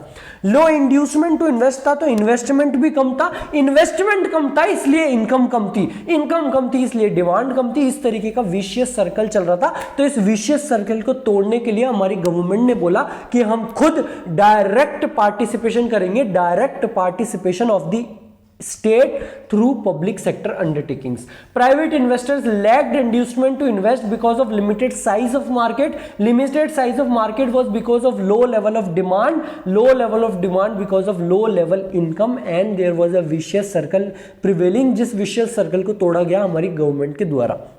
The next point is growth and social justice. Growth with social justice was one of the critical objectives of 5-year plans. हम देख के आ चुके हैं। Government realized that this objective could be achieved only through direct participation of state in the process of industrialization. ठीक है sir, तो sir हमारी government का डायरेक्ट पार्टिसिपेशन होना चाहिए। आपने हमको पब्लिक सेक्टर अंडरटेकिंग्स के बारे में ये बातें बताई और क्यों होना चाहिए, आपने 3 रीजंस भी बता दिए, lack of capital, low inducement to invest और हमारा ग्रोथ एंड सोशल जस्टिस। तो सर फिर असल में गवर्नमेंट ने इसके लिए किया क्या, तो बेटा गवर्नमेंट एक रेजोल्यूशन लेके आई जिसका नाम था हमारा IPR, इंडस्ट्रियल पॉलिसी रेजोल्यूशन 1956। क्या लेके आई गवर्नमेंट, इंडस्ट्रियल पॉलिसी रेजोल्यूशन 1956। इसमें गवर्नमेंट ने 3 मेन बात बताई। सबसे पहला तो 3-fold क्लासिफिकेशन ऑफ इंडस्ट्रीज, जो हमारी इंडस्ट्रीज थी गवर्नमेंट ने उसका 3 तरीके का क्लासिफिकेशन करा। गवर्नमेंट ने क्या बोला, गवर्नमेंट ने ये बोला कि हम इंडस्ट्रीज को 3 तरीके से डिवाइड करेंगे। एक पर्टिकुलर गुड्स जो कि केवल हमारा कंट्रोल होगा, केवल पब्लिक सेक्टर अंडरटेकिंग ही उन गुड्स का प्रोडक्शन कर सकती है, वो तो थे हमारे, they were confined to only public sector undertakings. कुछ प्रोडक्ट्स जिसमें पब्लिक सेक्टर अंडरटेकिंग्स गवर्नमेंट और प्राइवेट दोनों कर सकते हैं, और इन दोनों के अलावा जितने भी प्रोडक्ट्स थे वो गवर्नमेंट ने छोड़ दिए प्राइवेट एंटरप्रेन्योर्स के ऊपर कि ऐश करो, तुम प्रोडक्शन चालू करो इन गुड्स का। तो कुछ ऐसे प्रोडक्ट्स थे जो कि केवल गवर्नमेंट, कुछ जो गवर्नमेंट, पब्लिक और प्राइवेट दोनों, और बचे हुए सारे प्राइवेट के ऊपर छोड़ दिए। तो सर ऐसी कौन सी चीजें थी जो गवर्नमेंट ने बोला कि केवल गवर्नमेंट ही, पब्लिक सेक्टर अंडरटेकिंग्स ही उनका प्रोडक्शन के लिए, उनकी चीजों के लिए मान्य है, तो वो थे बेटा एटॉमिक एनर्जी और डिफेंस, रेलवेज। अगर आप लोग चाहो रेलवेज में कुछ खरीदने का, कोई स्टेशन खरीदने का, तो क्या आप खरीद सकते हो? नहीं, they are only confined to public sector undertakings. अगर आप लोग चाहो घर में AK-47 बनाने का, कि मैं इंडियन आर्मी को AK-47 तोप वगैरह बना के भेज दूं, तो आप कर सकते हो? नहीं। आप लोग चाहो न्यूक्लियर बॉम्ब की कोई साइट लगाने का अपने गांव में, अपने उसमें, तो आप लोग कर सकते हो? नहीं। So those industries were classified into 3 categories. Those which could be established exclusively as public sector enterprises, which included atomic energy, defense and railways. Atomic energy, defense and railways. Those which could be established both as public and private, जैसे कि fertiliser, mining industry वगैरह, और उसके अलावा सारी हमने छोड़ दी हमारे प्राइवेट सेक्टर के ऊपर। तो पहली बात तो गवर्नमेंट ने करा बेटा 3-fold क्लासिफिकेशन। दूसरी उन्होंने चीज करी, एक तो इंडस्ट्रियल लाइसेंसिंग और तीसरी इंडस्ट्रियल कंसेशन। इन दोनों पॉइंट का एक ही काम था, रीजनल इक्वालिटी को प्रमोट करना। सर ये बात समझ में नहीं आई, आप हमको ढंग से एग्जाम्पल के साथ में समझाओ। तो गवर्नमेंट ने ये बोला, सबसे पहले तो गवर्नमेंट ने 3-fold क्लासिफिकेशन कर दिया। IPR में क्या बोला? 3-fold classification. एक तो जो केवल पब्लिक सेक्टर, एक पब्लिक और प्राइवेट दोनों, और बचा हुआ प्राइवेट।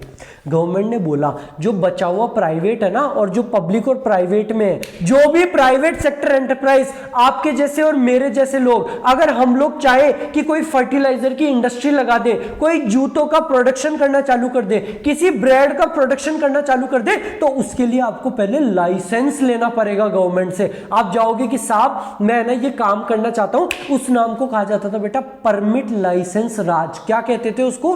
परमिट लाइसेंस राज, कि अगर आप किसी भी चीज की इंडस्ट्री लगाना चाहते हो, कोई भी काम करना चाहते हो, तो आपको पहले लेना पड़ेगा लाइसेंस।